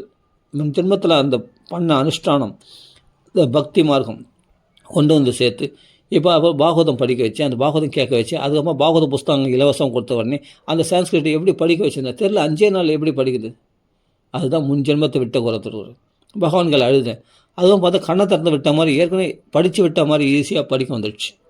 யார்களையும் கற்றுக்கல, ஒரு பிராமணர்களை குருவாக ஆசிரிச்சு யார்களையும் கற்றுக்கல, எங்கேயும் போய் இந்த எல்லாம் கற்றுக்கல. இந்த இதெல்லாம் இந்த சான்ஸ்கிரிட்லாம், இந்த ஹிந்தி எழுத்தே தெரியாது. அப்படி இருக்கும்போது சான்ஸ்கிரிட் சரளமாக எப்படி படிக்க வந்ததுன்னா, அதுவும் எனக்கு திக்குவாய், எனக்கு அடிக்கடி திக்கும். அப்படியேப்பட்ட என்ன பாகவதம், அதுவும் ஸ்லோகமாக, அதுவும் கடினமான பதங்கள் கொண்ட பாகவதத்தை படிக்க வைக்க முடியுமா? அதுதான் பகவான் செயல். பகவான் நினச்சா மூகம் கரோதி வாச்சாலம், ஊமையனை கூட சிறந்த பண்டிதனாக மாற்ற முடியுமா பகவான் நினச்சா? ஆமாம், பகவானுடைய கிருபை அப்படி பண்ணிவிடுமா. மூகம் கரோதி வாச்சாலம் பங்கும் லங்கையதே கிரியும். பகவானுடைய கருணை மட்டும் இருந்தால், எத்கிருபாதோ, பகவானுடைய கிருபை மட்டும் இருந்தால் மலையை கூட, ஒரு முடவன் வந்து மலையை தாண்ட முடியுமா? அந்த பராக்கிரமம் இவனுடைய பலத்தினால, பகவானுடைய அனுக்கிரகத்தினால. அதுதான் சொல்கிறேன், ஒரு சிறு முயற்சியும் இதில் வீணாகிறது கிடையாது. பகவத் பக்தியில் உன்னுடைய பக்தி எங்கே வெட்டியோ அங்கேருந்து மறுபடியும் தொடரும். ஏற்கனவே நான் பாகவத ராமாயணம் படிச்சிருக்கேன் போல இருக்குது முன் ஜென்மத்தில். இந்த ஜென்மத்தில் படித்தவொடனே ஈஸியாக புரியுது. அது பாகவதம் படிக்கிறதுடைய அர்த்தம் புரியுது. அதான் ஆச்சரியம். படிக்கும்போதே எத்தனை தடவை சிரவணம் பண்ணாலும் நிறைய விஷயம் மறந்து போயிடும் இல்லையா? அது எப்படி எல்லாம் பர்ஃபெக்டாக ஞாபகத்தில் இருக்குமா? எத்தனையோ தடவை உபன்யாசம், இப்போ பிரம்மஸ்ரீ சுந்தரமா சுவாமி உபன்யாசம் கேட்டிருந்தா கூட, நான் எத்தனையோ கேட்டதை விட எல்லா விஷயம் மனசில் ஞாபகத்துக்கு வாய்ப்பு கிடையாது. ஆனால் இங்கே படிக்கும்போதே நம்ம ஸ்லோகம் புரியுதுன்னா அதுதான் முன் ஜென்மத்தினுடைய வாசனை. விட்டகுறை தொட்டகுறை.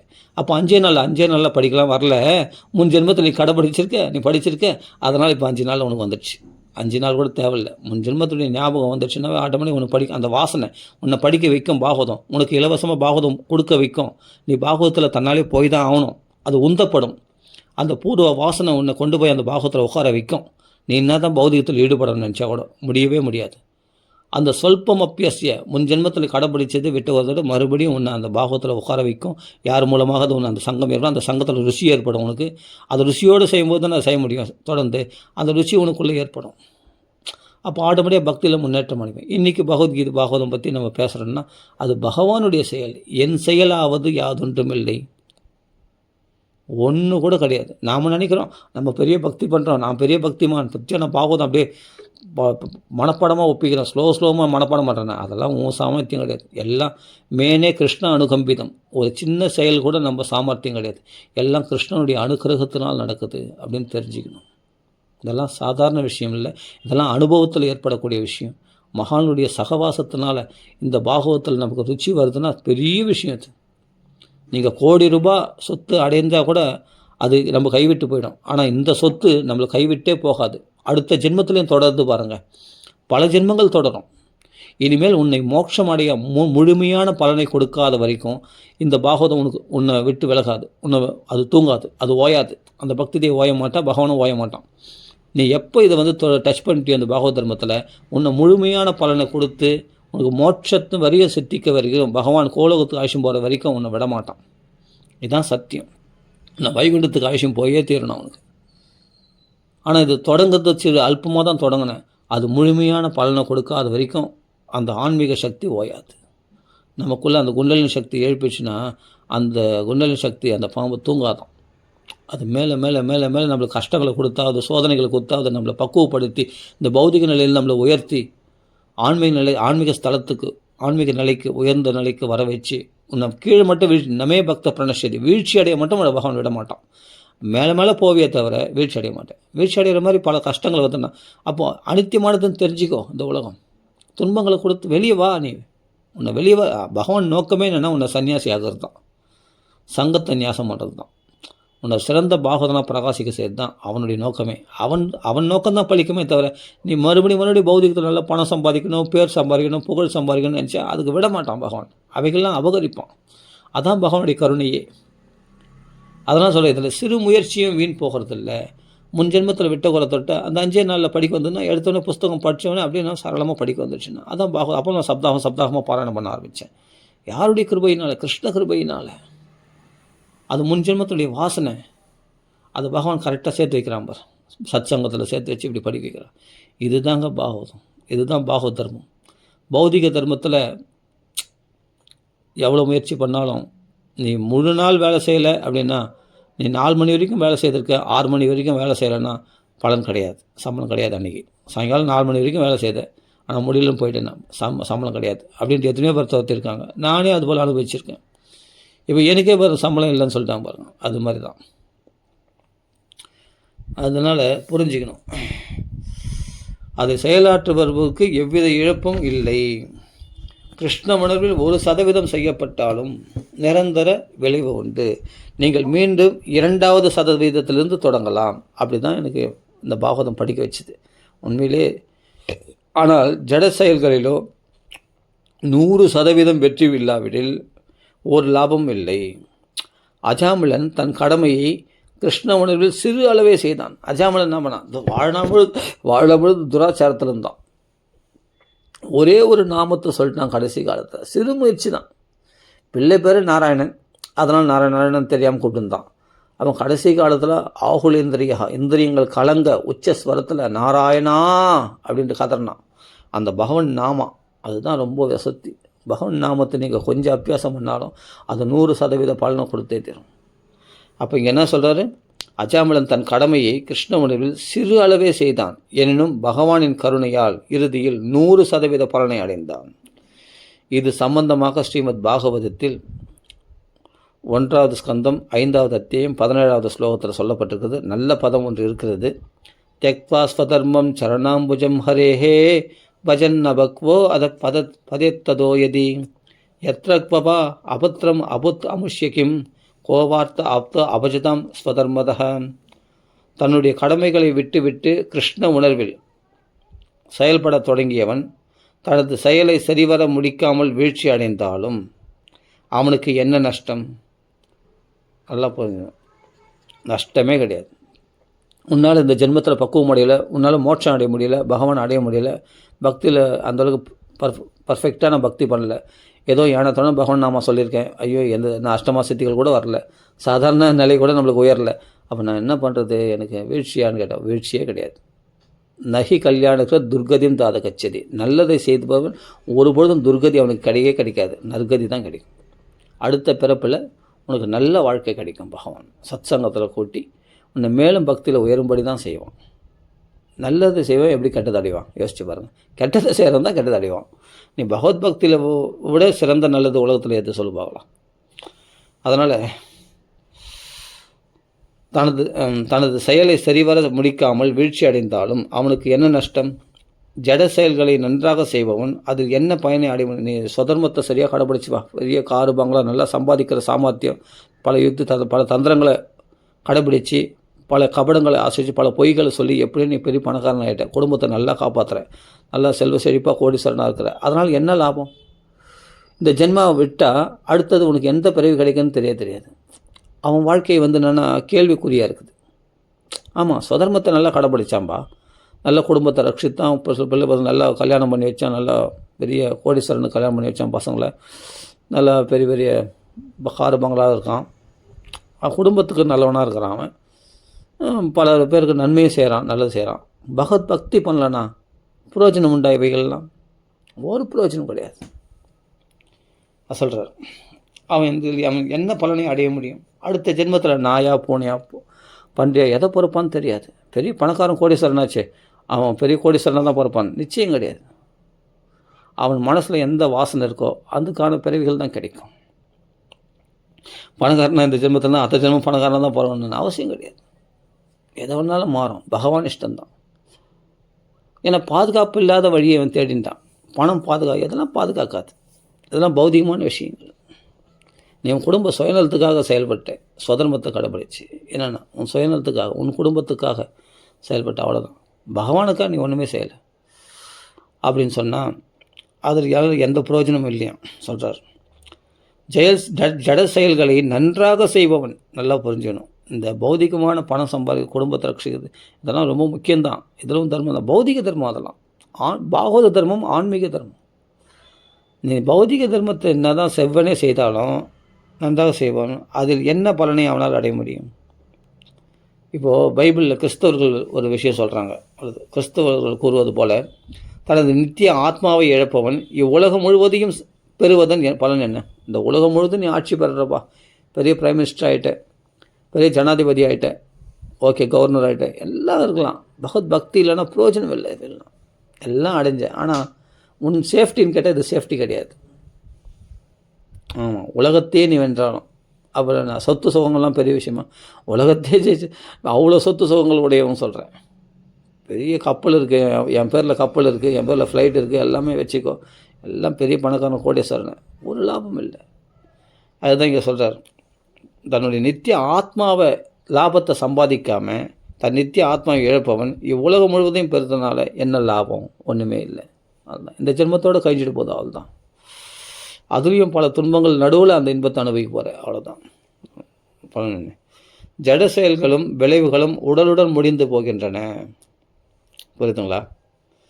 இந்த உலகத்தில் நீ செய்த பெரிய சாதனைகள், பெரிய காரியத்தை நான் சாதிச்சிட்டேன், அப்படி பண்ணேன், இப்படி பண்ணேன், நான் பெரிய இது பண்ணேன், பெரிய பண்ணேன், என் குடும்பத்தை அப்படி காப்பாற்றினேன், என் தம்பிமார்கள் என் தங்கச்சிகள் நான் தான் கல்யாணம் பண்ணி வச்சேன், நான் தான் எல்லாம் பண்ணேன், இந்த குடும்பத்தை நான் தான் தலைமுறை தாங்கினேன், எனக்கு அப்படிப்பட்ட பேர், என்னை பார்த்தா ஊர்லலாம் மதிப்பாங்க, நான் பெரிய எம்எல்ஏ, நான் பெரிய எம்பி, நான் பெரிய அரசியல், நான் பெரிய பணக்காரன், ஜமீன்தார், நான் எல்லாம் இந்த உடலோடு முடிஞ்சிடும், இந்த பிறவியோடு முடிஞ்சிடும். அதெல்லாம் இந்த ஜட செயல்களும் விளைவுகளும் உடலுடன் முடிந்து போகின்றன.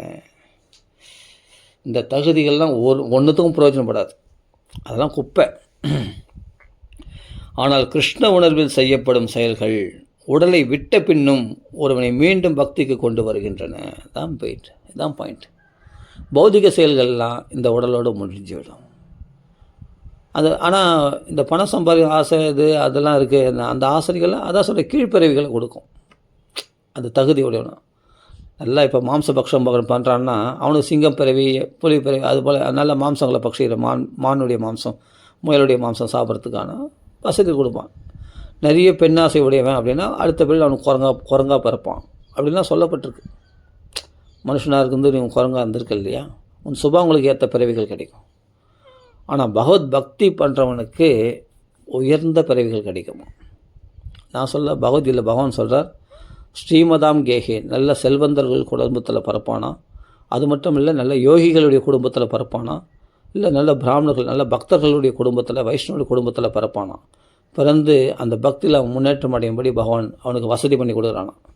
ஏன்னா இப்போ பகவானுடைய பாதுகாப்பு என்றைக்கு நீ வந்துட்டியோ, முன் ஜென்மத்திலேயே பகவான் நாம சொல்லிட்டே, பகவானுடைய தவாஸ்மீதிச்சை ஆச்சுதே, அவனை சார்ந்தவனை ஆயிட்டியோ, பகவான் சார்ந்தவனை, அது மத் பரிக்கிரகம், என்னால் அவன் ஆதரிக்கத்தக்கவன், அவனுக்கு ஃபுல் செக்யூரிட்டி நான் பண்ணுவேன், இவனுடைய யோகக்ஷேமத்தை நான் பார்த்து செய்வேன். எப்போ என் பக்தியில் என்னை கொஞ்சம் ஈடுபட்டு இருந்தால் கூட, அப்போது பகவான் நான் பண்ணுறான், அது கர்ம வினைகளால் ஏற்படுறதில்லை, பகவானுடைய அனுக்கிரகத்தினால் உனக்கு அந்த ஜென்மத்தில் உனக்கு அந்த வசதிகளை பண்ணி கொடுக்குறான். அதான் பக்தியினுடைய பெரிய ஒரு பலன். பக்திக்கு இருக்கிற சக்தி வேறு எதுக்குமே கிடையாது. அதுதான் இங்கே சொல்கிறார். ஆனால் கிருஷ்ண உணர்வில் செய்யப்படும் செயல்கள் உடலை விட்ட பின்னும் ஒருவனை மீண்டும் பக்திக்கு கொண்டு வருகின்றன. இது நான் கண் கூட பார்த்தேன், சத்தியமாக சொல்கிறேன், இதெல்லாம் உண்மை, 100க்கு 100 உண்மை. இதெல்லாம் எப்படி தான் ஸ்ரீல பிரபுபாதா சொல்கிறார், அதான் சொல்கிறேங்க.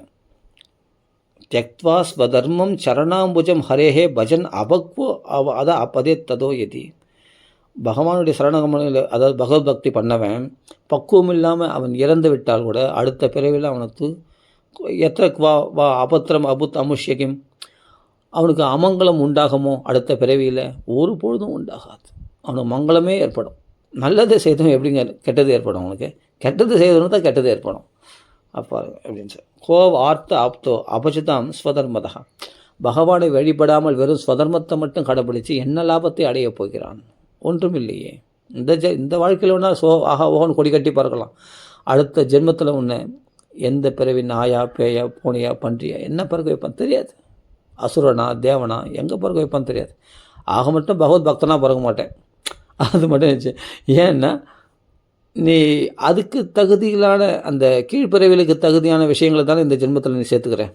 நல்லா சாப்பிட்றது, தூங்குறது. நல்லா சாப்பிடணுன்னா உனக்கு யானையாக பிறகு வைப்பான், யானை நல்லா சாப்பிடும்.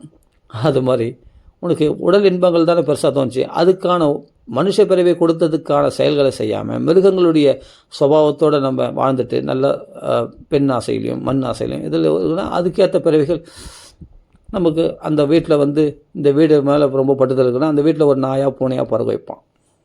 அவ்வளோதான், வேறு என்ன பண்ண? அதுதான் அவர்களாலே துரத்தி அடிக்கப்படுவாங்க. இதான் நடக்கும், வேறு என்ன நடக்கும்? பெருசாக ஒன்றும் நடந்துடாது. அதான் சொல்கிறார். இப்போ முன்ஜென்மத்தில் பணக்காரன் அதே மாதிரி பணக்காராக பிறப்பாருன்னா, பணக்காரனா மனுஷன் பணக்காரன் பிறப்பானா அவனுடைய வாசனைகள் பணக்காரனாக இருந்தாலும் அவனுடைய கீழ்முகமான அந்த வாசனைகள் இருக்கு இல்லையா, அல்ப விஷயங்கள், அந்த வாசனைகள் தகுந்த பிறகு தான் கிடைக்கும். இல்லையா? எதில் அதிக பட்டுதல், பெண்ணாசை பட்டுதல்னா அவனுக்கு குரங்கு பிறவி கிடைக்கும், நிறைய பெண்ணாசை அனுபவிக்கலாம். அது நல்லா சாப்பிட்றது அப்படின்னா நல்லா தேனி பண்டாரன்னா இருந்தான்னா அவனுக்கு அதுக்கேற்ற மாதிரி யானை பிறவி நல்லா சாப்பிட்ற ஒரு வஸ்துவாக பிறகு வைப்போம், அவ்வளோதான். இல்லை அவனுக்கு எந்த புலனிச்சைகள் அதிகமாக இருந்தோ அது. இப்போ பணம் பணம் பணம் பணம் பணம் பேசுகிறோன்னா அந்த பணத்தை அந்த வீடு விட்டு போக முடியல அப்படின்னா அதில் ஒரு நாயா பேயா பூனையா கோழியா ஏதாவது ஒன்று அந்த வீட்டில் பிறப்பான், அவ்வளோதான். சொத்து சுகத்தமிழ் பட்டுதல் உள்ளவன் அந்த இடத்துல வேறு ஏதோ ஒரு பிறவி பிறப்பான். அந்த இடத்துல இருக்கிறவங்களாலே விரட்டி அடிக்கப்படுவான். இதுதான் புரிஞ்சுக்கணும். அப்போ பகவத் பக்தி பண்ணுறவனானா அவனுக்கு எந்த கீழ்பிறவி, அவன் சுதர்மத்தை கடைப்பிடிக்கலை, அதனால் அவனுக்கு தர்மத்தில் தழுவிட்டான், அதனால் கீழ்பிறவி எந்த கீழ்பிறவி கிடைச்சாலும் அவன் பக்தியில் மட்டும் தழிச்சுட்டு இருப்பான். அசுரகுலத்தில் பிறந்தாலும் பிரகலாதன் எப்படி பக்தியில் சிறந்தவனாக விளங்கினாரோ, ஒரு வேலைக்காரருடைய பிள்ளையாக பிறந்த கூட நாரதர் கர்மவினையில் பிறவிகள் கீழ்த்தரம் பிறவி, ஆனால் மனுஷ பிறவி கண்டிப்பாக உண்டு, அவர்கள் பக்தி பெற முடியும். ஏன் இவ்வளையா மனுஷ பிறவியே வேணாம், மிருகப்பிறவி பிறந்தார். இப்போது அவருடைய கர்ம வினைகளின்படி அவருக்கு சாபம் ஏற்பட்டது. யார்? இந்திரத்யும்னன் ஒரு ராஜா. அவன் தான் கடைசியில் அகஸ்தியருடைய சாபத்தினால கடைசியில் யானை பிறவி பிறந்தான். ஆனால் யானையாக பிறந்தாலும் அவன் பகவானால் ரட்சிக்கப்பட்டு அந்த யானை பிறவிலே அவனுக்கு மோட்சம் கிடைச்சிது. அந்த பக்தி வாசனை விட்டு போகாது. அந்த பக்தியில் பகவான் பண்ண ஸ்தோத்திரமானது பூர்வ ஜென்மனி அனுசிக்ஷிதம், முன் ஜென்மத்தில் அபியாசம் பண்ண அது ஞாபகத்தில் வந்த உடனே, அதுதான் நம்ம விட்ட குலத்தோட்ட வர்றது. நம்ம அந்த பூர்வ ஜென்மத்தில் அபியாசம் பண்ணது ஞாபகத்துக்கு வந்த உடனே அடுத்த ஜென்மாவில் அவர் யானை பிறவியாக இருந்தால் கூட அந்த பாண்டிய மன்னன் ராஜா இந்திரத்யும்னன் ராஜா யானையாக இருந்தால் கூட அது பூர்வ ஜென்மனி அனுசிக்ஷிதம், உறவினால் கைவிடப்பட்டு அந்த முதலை பிடித்த போது அப்போது அது அருமையான ஸ்தோத்திரம் பண்ணுறது. அந்த ஸ்தோத்திரம் பண்ணி அதற்கு பிறகு அவன் பகவானால் அப்போ வைகுண்டத்திலிருந்து பகவான் அவனை ஆட்கொள்கிறார், அவனை எடுத்துக்கொள்கிறார் தன் திருக்குலோகத்துக்கு, திருவைகுண்டத்துக்கு பகவான் அழைச்சிட்டு போகிறான். அதுதான் விசேஷம். மான் பிறவி எடுத்த பரதர் அப்படிப்பட்ட பூஜைகள் பண்ணார். கடைசியில் மானை நினச்சின்னு உயிரை விட்டதுனால கடைசியில் மான் பிறவி. ஆனால் மான் பிறவிலையும் அவருக்கு முன்ஜென்ம கிருஷ்ணார்ச்சன பிரபாவம் நோ ஜகாதி, பகவானை வழிபட்டதுனால அந்த முன்ஜென்ம வாசனை விட்டு போகாததுனால அடுத்த பிறவியில் பகவானை தியானம் பண்ணிட்டு அந்த மான் பிறவியில் முன்ஜென்மத்தை ஞாபகம் இருந்தது அவருக்கு, திவ்ய ஞானம் இருந்தான். அது புலஸ்திய ஆசிரமத்தினுடைய வாசனையினால் மீண்டும் கிருஷ்ண கதைகளை கேட்டுண்டு அந்த கண்டகி நதியில் தன் சரீரத்தை விட்டு பிராமண பிறவி, உயர்ந்த பிராமண ஆங்கரச கோத்திரத்தில் ஒரு பிராமணனை அவதரித்து திவ்ய ஞானத்தில் அவர் பிரகாசித்தார். அந்த ஜென்மத்தில் அவர் அபியாசம் பண்ணால் கூட அவருக்கு ஆயத்திரியே தப்பாக சொன்னாராம், வேணுமுன்னே அசம வேதம் அப்படி இருக்கும்போது வேதங்களை தேனும் இல்லை, காயத்ரி சரியாக ஜபிக்கல, ஏன்னா இவர் அதை விட உயர்ந்த நிலையில் இருந்திருந்தார். அப்போ அந்த ஜென்மத்தில் அவர் பயிற்சி பண்ணல பிரம்மனிஷ்டைக்கு. முன் ஜென்மத்தில் மான் பிறவியாக இருந்தார், அதுக்கு முன்னாடி பரதனாக இருந்தார், பரதன்ற ராஜாவாக இருந்தார். ஆனால் அந்த பண்ண பயிற்சிகள்லாம் விட்டு போகாமல் அது வாசனை பலமாக இருந்து பிராமண பிறவியில் அவர் பிரம்மனிஷ்டராக திகழ்ந்தார். அந்த குழந்தையிலேருந்தே பிரம்மனிஷ்டராக இருந்தார். இந்த தன் உறவினரில் நினச்சி பார்த்து தான் அதிகமாக பயந்தாராம். இந்த உறவுகளுடைய பட்டுதல் நமக்கு இருக்கக்கூடாது அப்படின்னு தனிக்காட்டு ராஜாவாக சஞ்சரிக்க ஆரம்பித்தார். அப்போ அந்த பிரம்மானுபவத்தில் இருக்கிறதுனால தான் அவருக்கு காளி கோயிலில் கூட கழுத்தில் கத்தி ரொம்ப பயப்படலை. இந்த தேகம் வேறு ஆத்மா வேறுன்ற நிலையில் இருந்தார். அப்போ காளி பிரசன்னமாகி அந்த கபாலிகளை வெட்டி போட்டார், அந்த திருடர்கள் கூட்டத்தை வெட்டி போட்டார். இவர் ரட்சிக்கப்பட்டார் பாரதேவேஸ்வரர். அப்புறம் ரகுவரனுக்கு இப்போ பல்லக்கு தூக்குறார், உபதேசம் பண்ணுறார். இதெல்லாம் நடக்குது இல்லையா, சரித்திரம் பார்க்குறோம். அப்போ யானை பிறவி பிறந்தால் கூட கஜேந்திரனுக்கு மோட்சத்தை பகவான் அனுகிரகம் பண்ணுறார். இதெல்லாம் சத்தியமான விஷயம். அப்போ முன் ஜென்மத்தில் பண்ண அந்த பக்தி ஒரு பொழுதும் வீண் போகாது. அதனால் எது சேஃப்டி நமக்கு யோசிச்சு பாருங்கள். பணம் சம்பாதிக்கிறது தான், குடும்பத்தை சர்வரை ரட்சிக்கிறது தான், பகவத் பக்தி தான் நமக்கு சேஃப்டி. அடுத்த பிறவி மனுஷ பிறவி கண்டிப்பாக கேரண்டி இல்லை. அப்படியே மிருக பிறவி பிறந்தாலும் உன் பக்தி மட்டும் வீழ்ச்சி அடையாது. பகவான் எந்த விதத்துலையாவது உன்னை காப்பாற்றிகிட்டே இருப்பான். யானை பிறவிலையும் பகவான் எப்படி காப்பாற்றணும், அதுபோல் பகவான் உன்னை காப்பாற்றுறதுல கைவிடவே மாட்டான். ஏதோ ஒரு பாவத்தினால யானை பிறவி கிடைச்சது, பரவாயில்ல. அகஸ்தருக்கு அபச்சாரம் பண்ணதுனால சரி ஓகே கிடைக்கட்டுமே, அதை பற்றி கவலைப்படல. சித்திரகேதுன்ற ஒரு ராஜா பார்வதியுடைய சாபத்தினால விருத்தராசுரனாக பிறந்தான். பரவாயில்ல இருக்கட்டுமே, அசுர பிறவிக்கு இருக்கட்டுமே. பிரகலாதனும் அசுர பிறவி தான் பிறந்தான், விருத்தராசுரனும் அசுர பிறவி தான் பிறந்தான். ஆனாலும் அவர்கள் பக்தி மட்டும் பார்த்தா அப்படி சொட்ட இருக்குது பக்தி. அந்த வாசனை, பக்தி வாசனை அவங்கள விட்டு போகாது. அந்த பிறவியில் என்ன ஆச்சுன்னா, விருத்தராசுரன் இந்திரனால் கொல்லப்பட்ட மாதிரி கொல்லப்பட்டு கடைசியில் விருத்தராசுரன் மோட்சத்துக்கு போனான். அந்த சித்திரகேதுன்ற ராஜாவாக இருந்தவன் பக்தி பண்ணி, நாரதர் உபதேசத்தில் பக்தி பண்ணி பார்வதினால் சபிக்கப்பட்டு விருத்தராசுரனாக போய், அந்த விருத்தராசுரன் அருமையான ஸ்லோகம் இந்த பாகவதம். அதான் சிஷ்ய அண்ணா சொல்லுவார், இந்த பாகவதம் பூரா படிக்கலனா கூட பரவாயில்ல, அந்த 4 ஸ்லோகங்களை மனப்பாடம் பண்ணிங்க. விருத்தராசுரனோட ஸ்துதி அகம் ஹரே தவ பாதைக மூல தாசானு தாசு பபிதாஸ்ம பூயா. இது தயவுசெய்து சொல்கிறேன், இந்த 4 ஸ்லோகங்களை மனப்பாடம் பண்ணிக்கிட்டால் பாகவதம் படித்த பலனாம் அவ்வளோ விசேஷம். அந்த விருத்தராசுரனுடைய ஸ்துதி 6ஆம் ஸ்கந்தத்தில் கடைசியில் வருது. அதை படிச்சுன்னா அந்த 4 ஸ்லோகங்கள் அவ்வளோ விசேஷம், ஆழ்ந்த கருத்துக்கள் உடையது, ரொம்ப பக்தி சொட்ட சொட்ட இருக்கக்கூடியது. பிரியம் பிரியேவ விஷிதம் விஷன்னாகா. சீதாராமனுடைய பக்தி, கோபிகளுடைய பக்தி பற்றிலாம் அங்கே அதை அந்த கோபிகளுடைய பக்திகளுடைய அந்த சாரம்லாம் அந்த ஒரு ஸ்லோகத்தில், அந்த அரை ஸ்லோகத்தில் அப்படியே பிரியம் பிரியேவ விஷிதம் விஷன்னாகா. அந்த பிரியமான காதலை நோக்கி காதலை ஏங்கி கிடப்பது போல், அந்த ராதையானது கிருஷ்ண பக்தி, சீதையானது ராம பக்தி, ராமருக்கு ஏங்கின்னு இருந்த மாதிரி அந்த பக்தி அங்கே உள்ளடக்கி இருக்கிறது. அது அழகாக விஸ்தாரமாக சொல்வார் ஸ்ரீ அண்ணா உபன்யாசம் பண்ணும்போது. அப்படிப்பட்ட அந்த 4 ஸ்லோகங்களை பக்தியினுடைய சாரமானது பிழிந்து கொடுக்கப்பட்டது. அப்படிப்பட்ட விருத்தராசுர ஸ்துதி. அப்போ விருத்தராசுர அசுரனா பரம பாகவதன். அவனை வெட்ட மாட்டேன்ட்டு சொல்லிட்டு இந்திரன் வஜ்ரத்தை கீழே போட்டான். ஒரு பரம பாகவதனாக இருக்கிற உன்னை எப்படி நான் சண்டை போட்டு வெட்டுறது அப்படின்னு இந்திரன். அதெல்லாம் போர்க்களம் நம்ம வந்திருக்கோம், உன்னை நீ சண்டை போடுறது உன் கடமை, நீ கடமையை செய், அவ்வளோதான். அதே மாதிரி என்னை துவஷ்டா ஏவி விட்டுருக்கார் உன்னை கொள்றதுக்குன்னே. என்னை கொள்றதுக்குன்னே நீ ததிசி மகரிஷியினுடைய எலும்புகளை கொண்டு வஜ்ராயுதமாக தயார்படுத்தின்னு என்னை கொள்றதுக்குன்னே நீ வந்திருக்க. உன் வேலையை நீ செய், என் வேலையை நான் செய்கிறேன், அவ்வளோதான். நமக்குள்ளே அடிச்சுப்போம்.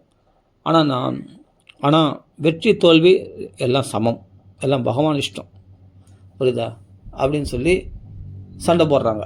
சண்டை போட்டுனா அப்புறமா சண்டை போட்டுனே இருக்கும்போது அப்புறமா தான் விருத்தராசுரனை வாதம் பண்ணுறேன். ஆனால் விருத்தராசுரன் மோட்சத்துக்கு போயிட்டான். இவனுக்கு பிரம்மத்தி தோஷம் வந்துடுச்சு. யாருக்கு?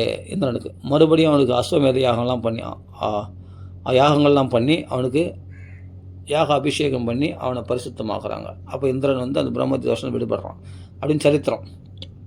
யோசிச்சு பாருங்கள். அப்போ விருத்தராசுரன் எப்படி மோட்சம் அடைந்தான்? பக்தியினால் நீ கீழ்பிறவி, அடுத்த பிறவி உனக்கு எந்த பிறவி கிடைச்சாலும் அந்த பக்தி உன்னை காப்பாற்றாமல் விடவே விடாது, கண்டிப்பாக காப்பாற்றியே தீரும். அதான் பகவானுடைய கருணை, உன்னை ரட்சித்தே தரும். கிருஷ்ண அர்ச்சனை பிரபாவம் நோ ஜக. கிருஷ்ணனுடைய அர்ச்சனை பண்ண, கிருஷ்ணனுக்கு பக்தி பண்ண, கிருஷ்ணன் நாமத்தை சொன்னது வீண் போகவே போகாது. அது கண்ணும் கருத்தமாக நீ அஜாக்கிரதையாக இருக்கும்போது அது ஜாக்கிரதையாக இருந்து உன்னை காப்பாற்றிட்டு உன்னை மாயில் விழாதபடி உன்னை அவைகளிலிருந்து விடுவிச்சு உன்னை கரையேற்றியே தீரும். அது கங்கணம் கட்டி உன்னை காப்பாற்றுறன்னு கங்கணம் கட்டின்னு இருக்கான் பகவான். உன்னை விடவே விட மாட்டான்.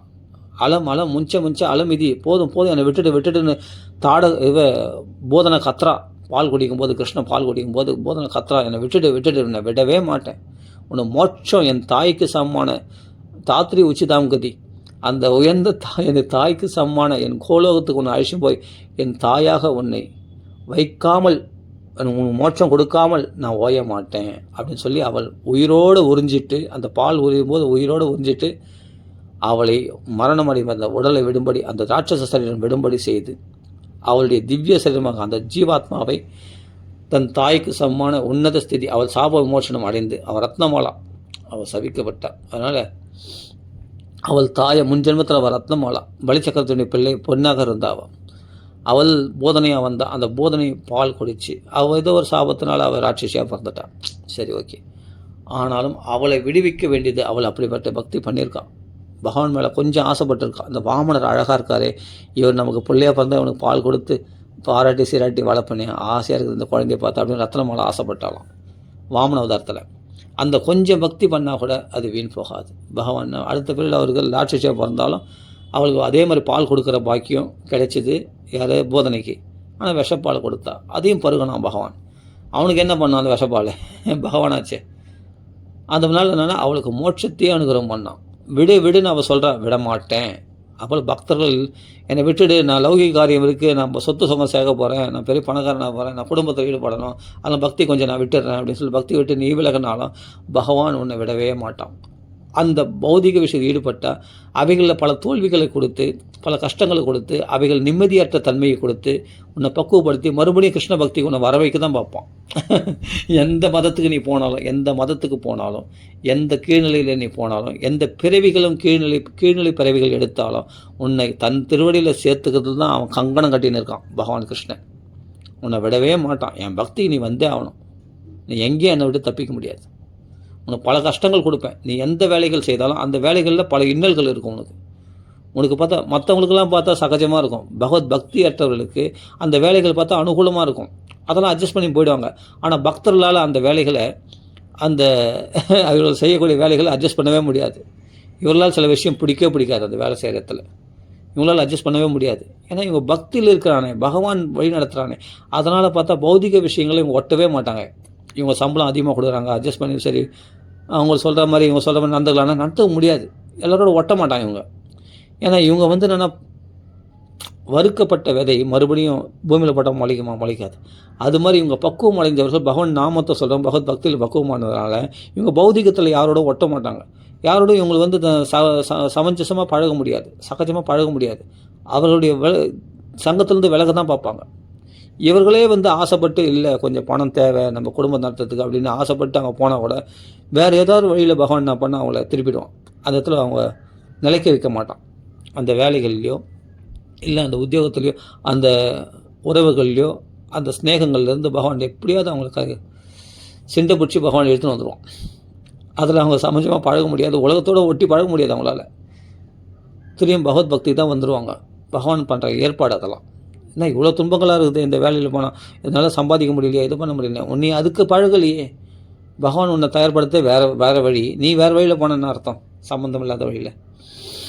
அப்போது உனக்கு எல்லா இடத்துலையும் அடி மேலே அடி தான் கிடைக்கும், இடி மேலே இடி கிடைச்சி அங்கே வேலைகளில் உத்தியோகத்தில் உன்னை நிம்மதி இல்லாத பண்ணி உன் ஆரோக்கியத்தை குறைச்சி நீ கஷ்டப்படுத்தி அப்புறமா உனக்கு நிம்மதியான வழி. இப்போ பாகவத் தர்மத்தில் வந்தால் நிம்மதியாக இருக்கா, சந்தோஷமாக இருக்கா, அப்போ இதுலேயே நிலைச்சி நில்லை அப்படின்னு அங்கே பல பயங்களை காட்டி பல கொடூரங்களை காட்டி பல இம்சைகளை படுத்தி பல டார்ச்சர்கள்லாம் அவனுக்கு அனுபவிக்க வச்சு கொஞ்சம் கொஞ்சமாக அப்படின்னா பண்ணான் பக்தியில் முழுசாக ஈடுபட வைப்பான். அப்படி தான் எனக்கு பண்ணான். அது மாதிரி எதுலேயும் நிலைக்க பௌதிக விஷயங்களில் ஒன்று ஈடுபடவே விட மாட்டான். உன்னால் சகஜமாக பழகவே முடியாது. பழகின மாதிரி பழகும், ஆனால் உன் மனசுக்கு பார்த்தா உள் மனசு குத்திகிட்டே இருக்கும். ஐயோ இது நல்லா இது சரியான வேலை இல்லையே, சரியான இது இல்லையே, நாம் பாகவதம் படிக்க முடியல, பகவான் நாம சொல்ல முடியல அப்படின்ற அந்த உறுத்தல் இருந்துன்னே இருக்கும். அந்த கஷ்டத்தை குத்து உன்னை பக்குவப்படுத்தி அந்த இடத்துலேருந்து வெளியே கொண்டு வந்துடுவோம். இதான் சொல்ல சொல்பம் அப்பியசிய. இந்த பகவத் பக்தியில் கொஞ்சம் ஈடுபட்டால் கூட உனக்கு முழுமையான பலனை கொடுக்காம அது விலகாது. பகவான் விலக மாட்டான், பகவான் உன்னை கைவிட மாட்டான்ன்றது இதுதான் அடையாளம். அதுதான் இங்கே சொல்கிறார். ஜட செயல்களும் விளைவுகளும் உடலுடன் முடிந்து போகின்றன. ஆனால் கிருஷ்ண உணர்வில் செயல்படும் செயல்கள் உடலை விட்ட பின்னும் ஒருவனை மீண்டும் பக்திக்கு கொண்டு வருகின்றன. அதான் பக்தி கொண்டு வரணும். அதான் உன் நோக்கமே கிருஷ்ணனுக்கு. உன்னை எப்படியாவது பக்தியில் கொண்டு வந்துடணும் கிருஷ்ண பக்திக்கு. அதுக்காக உனக்கு எந்த பண்ணி எந்த பனிஷ்மெண்ட் வேணால் கொடுப்பேன். உன் உறவினர்களாலேயும் உன்னை ஒதுக்கப்படும்படி செய்வேன். உன் உறவினர்களே உன்னை பார்த்தா பிடிக்காத மாதிரி செய்வேன். என்ன வேணால் பண்ணி உன்னை எப்படியாவது உன்னை சிண்டை பிடிச்சி பக்தியில் உட்கார்றா, என் நாமத்தை சொல்கிறா, என் பாகத்தை படிடா அப்படின்னு பகவான் கண்டிப்பாக செய்தே தீருவான். விடு அலம் முன்ன போதனை விட்டு நான் விட மாட்டேன். என் திருவடியில் நீ சேரணும், அது வரைக்கும் விட மாட்டேன். நீ எவ்வளோ கொடூரங்களை அனுபவிக்கிறேன்டா, என்னால் முடியல, வெளி தாங்க முடியல அப்படின்றான் யார் போதனை. அது மாதிரி இந்த உலகத்தில் ஏற்பட கஷ்டங்கள் வெளிகள் தாங்க முடியல, என்னை காப்பாற்ற நான் காப்பாற்ற மாட்டேன். அதுலேருந்து வெளியே வா, உன்னை காப்பாற்றுறேன். அந்த பிரச்சனை நான் ஃபஸ்ட்டு அந்த பிரச்சனையை ஆசையினால் தானே. அந்த பிரச்சனை அந்த ஆசையை விடு, வா என் திருவள்ளியில் ஈடுபடு, என் பக்தியில் ஈடுபடு. அதான் உன் வேலை தான். இந்த வேலை தான் உனக்கு தெரியாத வேலையை போய் ஏன் செய்கிறேன், உனக்கு சம்மந்தம் இல்லாத வேலையில் போய் ஏன் செய்கிறேன். இல்லைன்னா அதுதான் படிச்சிருக்கேன், அது கிடையாது உன் வேலை, வா என் சேவையில் ஈடுபடுறது தான் உன் வேலையே அப்படின்ட்டு பகவான் சிண்டை பிடிச்சி ஆக்ஷன் வந்துடும். அதனால் அவன் என்ன பண்ண, அந்த உடலை விட்ட பிறகு அந்த பக்தி பண்ணிட்டு உடலை விட்ட பிறகு மீண்டும் பக்தி கொண்டு வருகின்றன. உயர்வு பெற மற்றொரு வாய்ப்பாக அவனுக்கு என்ன பண்ணுறான், குறைந்தபட்சம் சிறந்த பண்பாடுடைய அந்தனர் குடும்பத்திலோ செல்வ நிறைந்த குடும்பத்திலோ பிறக்கும் வாய்ப்பு ஒருவனுக்கு நிச்சயம்.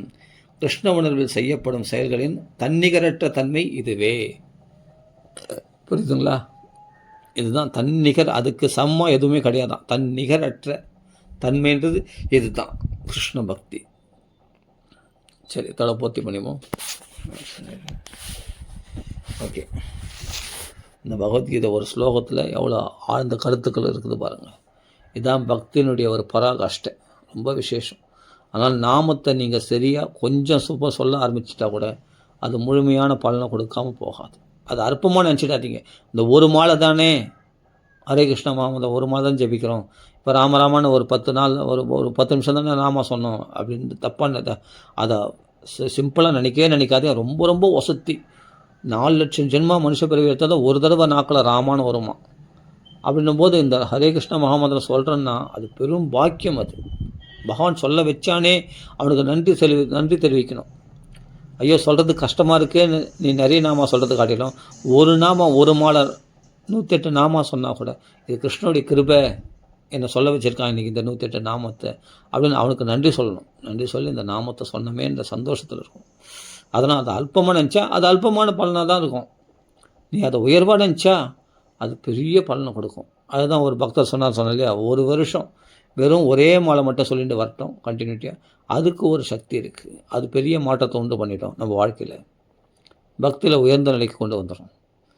அப்போ நிறைய சொல்கிறத காட்டிடும் நிறைய சொல்லணும். ஏன்னா அதுக்காக ஒரு மாலை சொல்லணும்னு அவசியம் இல்லை, அதை அதிகரிக்கணும். 4 மாலை 16 மாலை அப்படின்னு அதிகரிக்கணும். ஆனால் அந்த ஒரு மாலையும் வேஸ்ட்டு இல்லைன்னு சொல்ல, ஒரு நாமா கூட வேஸ்ட்டு கிடையாது. அதான் சொல்ல வரேன் மெயினாக. அப்படி நினைக்க தெரியும். அந்த ஒவ்வொரு நாமத்துக்கும் அதிகமான மகிமை இருக்குது அப்படின்னு புரிஞ்சுக்கிட்டு நம்ம நாமா சொல்லணும். புரிஞ்சுக்கணும். சரி, ஓகே. அபத்தை பற்றி தப்பாக சொன்னால் கூட அதுக்கு பலன் உண்டு. பகவன் நாமத்துக்கு அபத்தியபத்தியபி நாமானி அனந்தஸ்ய, அபத்தியமாக பகவன் நாமா சொன்னால் கூட அதுக்கு பலன் உண்டு. கோவிந்தான்னு சொல்லலை, கோவிந்தா கோவிந்தா கோவிந்தா அப்படின்றான், அதுக்கு பலன் உண்டு. அந்த கோவிந்தா கோவிந்தா தான் நிறைய பேர் சொல்கிறாங்க. கோவிந்தான்னு கரெக்டாக உச்சரிங்க. நான் திருப்பதியில் பார்த்தா கோவிந்தா கோவிந்தா கோவிந்தா தான் சொல்கிறாங்க. நான் கோவிந்தான்னு சரியாக கேட்கல, யாரோ சில பேர் உச்சரிப்பாங்க போல, நம்மளுக்கு தெரியல. ஆனால் கோவிந்தா கோவிந்தான்னு தான் சொல்கிறாங்க. அதுக்கு பலன் உண்டு. அந்த கோவிந்தான்னு சொல்கிறதுக்கு அந்த இந்தா அதுக்கு பலன் உண்டு. கோவிந்தா தேவையில்லை, கோவிந்தான்னு சொல்லு. அதுக்கு கூட அதான் அபத்தவத்தியவை, அபத்தமாக சொன்னால் கூட பலன் உண்டு கன்ஃபார்ம். இப்போது ஃபாஸ்ட்டாக ஜெபிக்கிறவங்க ஹரே கிருஷ்ணா கிருஷ்ணா கிருஷ்ணா அப்படின்னு தான் சொல்லணும். ஹரே கிருஷ்ணா கிருஷ்ணா கிருஷ்ணா ஹரே ஹரே ராம ஹரே ராம அபத்தமாக தான் சொல்லுவாங்க. ஆனால் அபத்தமாக தான் குழந்தைகளுடைய மழலைச்சொல் கேட்டு அப்பா சந்தோஷப்படுற மாதிரி பகவான் அபத்தமாக சொன்னால் கூட பண்ணணும். அதனால் அபத்தமாக ஜெபிக்கணும் அர்த்தம் இல்லை, நல்லா உச்சரிக்கணும். தெரியாமல் சொல்கிறேன், தெரியாமல் ஜெபிச்சிட்டா கூட பரவாயில்ல, பகவான் மன்னிச்சிடுவான். அபத்தவத்தியபி நாமானி அனந்தஸ்தி, அவன் நாமந்த அனந்தனுடைய நாமங்களை நீ அபத்தமாக சொன்னால் கூட எல்லையற்ற அவனுடைய நாமங்களை, நிறைய நாமாக்கள் இருக்குது. அதில் சிரேஷ்டமாக சில நாமங்கள் சொல்லப்படுது. ஹரே கிருஷ்ணா, ராமா, இதெல்லாம் உயர்ந்த நாமங்கள். இவைகள் சீக்கிரம் பலன் கொடுக்கக்கூடியவை, ரொம்ப சக்தி உள்ளது. அப்போ பகவான் நாமா சொல்ல சொல்ல சொல்ல சொல்ல சொல்ல சொல்ல இந்த சிரேஷ்டமான நாமங்களை ஹரே கிருஷ்ணாவோ இல்லை ராமராமாவோ சொல்ல சொல்ல சொல்ல அதனுடைய எஃபெக்டை விரைவில் பார்ப்பீர்கள். அது நிச்சயம். அது நீங்கள் ஒரு மாலை சொல்லிட்டு வரணும்னா ரெகுலராக ஒரு மாலை நீங்கள் சொல்ல மாட்டீங்க. உங்களுக்கு ஆசை தூண்டும், ஒரு 4 மாலையாவது சொல்லலாம், ஒரு 10 மாலையாவது சொல்லலாம், 16 மாலை சொல்லலாம். உங்களுக்கு ஆட்டோமேட்டிக்காக நீங்கள் பிக்கப் ஆகிடுவீங்க. அது பகவான் பிக்கப் பண்ணிவிடும் ஒன்று. அந்த நாமத்துடைய ருச்சியை அனுபவிக்க ஆரம்பிச்சிட்டிங்கன்னா அப்பிறகு அதிகமாக தன்னாலே நீங்கள் அதிகரிச்சுடுவீங்க. அப்படி தன்னாலே அதிகரிக்கணும். எடுத்த உடனே அகல காலை வச்சுட்டு அப்போ மறுநாள் சுத்தமாக விட்டுறது. 16 மாலை நீங்கள் சொல்லிட்டேன், மறுநாள் ஐயோ ரொம்ப கஷ்டமாக அது 16 மாலை சொல்கிறதுக்கு அப்படின்னு விட்டுறத காட்டிலும் நீ ஒரு மாலை சொல்கிறதே மேலு. அது படிப்படியாக உயரணும், 4 மாலை 5 மாலை அப்படி. அதனால் பகவன் நாமா சொல்கிறது தான் கலியுகத்தில் கரையிறதுக்கான ஒரே வழி அப்படின்னு புரிஞ்சிக்கணும். அது நம்மளை எங்கேயோ கொண்டு போயிடுமா. அது ஒரு பக்தர் சொன்னார், ஒரு பக்தர்களை பேசினேன்.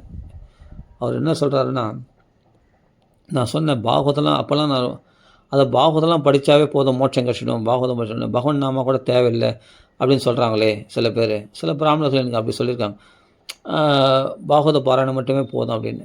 அது கேட்டேன், ஒரு இஸ்கான் டிவோட்டிகளை சீனியர் டிவோட்டி அவர்கள் கேட்டேன். அது சொல்கிறார் அவர், யார் சொன்னது, பகவன் நாமா தான் ஃபஸ்ட்டு, நீங்கள் சரியான ஒரு கைடன்ஸ் நீங்கள் எடுத்துக்கணும் இஸ்கானில் அப்படின்னு சொன்னார் அவர். பகவன் நாமா தான் ஃபஸ்ட்டு, மற்றதெல்லாம் நெக்ஸ்ட்டு. நீ பாகவதெல்லாம் படிக்காட்டி போங்க, ஆனால் நாமத்தை மட்டும் விடவே விடாதீங்க. தொடர்ந்து நாமா தான் மெயின். பாகவதம் படிக்கலாம் கூட பரவாயில்ல, நாமா தான் மெயின் அப்படின்னு ஆப்போசிட்டாக சொன்னார். சில பிராமணர்கள் பாகவத பாராயணம் பண்ணுவாங்க, நாம சங்கீதம் பண்ண மாட்டாங்க. அதனால் அவங்க சொன்னதை அதை கேட்டேன், பாகவத பாராயணமே போதும், நம்மளுக்கு எல்லா ஸ்டேஷன் கொடுக்கும், உண்மை தான். ஆனால் பகவன் நாமா தான் கலியுகத்துடைய தர்மம். கலியுக தர்மத்தை நாம் புறக்கணிக்கக்கூடாது. அலட்சியப்படுத்திட்டோம்னா அவன் என்ன தான் பாகவதம் படித்தாலும் அது பிரயோஜனப்படாது அப்படின்னு சொல்கிறார் அந்த பக்தர் இஸ்கான் டிவோட்டி. அப்போ சொல்ல பகவான் நாமா தான் முக்கியம். நாமத்தை பிடிச்சிட்டு அவருக்கு கூட பாகவத்தை ஆட் பண்ணால் அது 100% பலன் கொடுக்கும். பாகவதம் 100% பலன் கொடுக்கும். இல்லைன்னா பிரயோஜனம் இல்லை. அதனால் முதல் பகவான் நாமா தான். நாமத்தை சொல்லிக்கிட்டு அப்புறமா பாகவதம் படிங்க. இல்லாட்டி ஹரிதாஸ் தாகூர் பார்த்தா 3 லட்சம் நாமம் தான். வெறும் நாமத்தையே படிச்சிருந்தாலும் பரவாயில்ல, ரொம்ப வசதி தான். ஹரிதாஸ் தாகூர் தான் நல்ல ஒரு உதாரணம் அப்படின்னார். நாமா தான் மெயின். நான் சொன்னேன் ஹரே கிருஷ்ணா மகாமந்திரம் சொல்லும்போது பகவானிடத்தில் மனசு ஈடுபட மாட்டேன்றது. இப்போ பாகவதம் படிக்கும்போது கிருஷ்ண கதைக்கும் போது பகவானத்தில் மனசு நல்லா ஈடுபடுது, பக்தி வருதுன்னு. பக்தி வந்து சந்தோஷம் தான், நல்லது தான். ஆனால் பகவான்களுக்கு ஈடுபடலைனா கூட நாமா தான் வசதி அப்படின்னு சொல்கிறார் அந்த பக்தர். நாம பகவான் உங்களை யார் ஈடுபட சொன்னது? நீங்கள் எங்கேயோ கவனம் பரவாயில்ல, கவனம் அது ஆட்டோமேட்டிக்காக மனசு ஒருமுகப்படுத்திட்டோம். நீ நாம சொல்ல ப்ராக்டிஸ் பண்ண அது ஆட்டோமேட்டிக்காக உன்னை ஒருமுகப்படுத்திடும். கிருஷ்ண பக்தியில் உங்களை ஈடுபட செய்யும். அந்த நாமத்துக்கு சக்தி அதிகம். அது அந்த கிருஷ்ண பக்தியில் அதிகமான இன்ட்ரெஸ்ட் ருச்சியை உண்டாக்கிடும் அந்த நாமம் அப்படின்னு சொல்கிறாரு. அது ஆட்டோமேட்டிக்காக அப்புறமா நீங்கள் பாகவதம் படித்தா பாகவதம் ஒரு தேன் மாதிரி இனிக்கும். அது உண்மை தான் அவர் சொல்கிறது. அதுக்கப்புறமா நான் சரி புரிஞ்சுக்கிட்டேன். பகவான் நாமா தான் ஃபஸ்ட்டு, அதுக்கப்புறம் மற்றதெல்லாம் நெக்ஸ்ட்டு. அவ்வளோதான். பாகவத பாராயணம் வச்சுங்க. ஆனால் ஃபஸ்ட்டு நாமத்துக்கு எவ்வளோ நேரம் ஒதுக்குறீங்களோ அதை விட குறைஞ்சபட்சமாக தான் பாகவதம் ராமாயணத்துக்கு ஒதுக்கணுமா. நாம சங்கீர்த்தனமாக பண்ணுங்கள், நாம ஜபமாக பண்ணுங்கள். நாமா தான் ஃபஸ்ட்டு. நாமத்துக்கு தான் நிறைய டைம் ஒதுக்கணும், ஸ்பெண்ட் பண்ணணும். சும்மா உட்காரும்போதெல்லாம் ஹரே கிருஷ்ணா பகவான் நாமா சொல்லிகிட்டே இரு, ராம பகவான் நாமா சொல்லிகிட்டே இரு. அது உனக்கு எந்த நாமம் பிடிக்குதோ அந்த நாமத்தை தொடர்ந்து சொல்லிகிட்டே இரு. நீ எதை அபியாசம் பண்ணியோ அதையே தொடர்ந்து சொல்லிட்டே இரு. நாமா தான் மெயின்.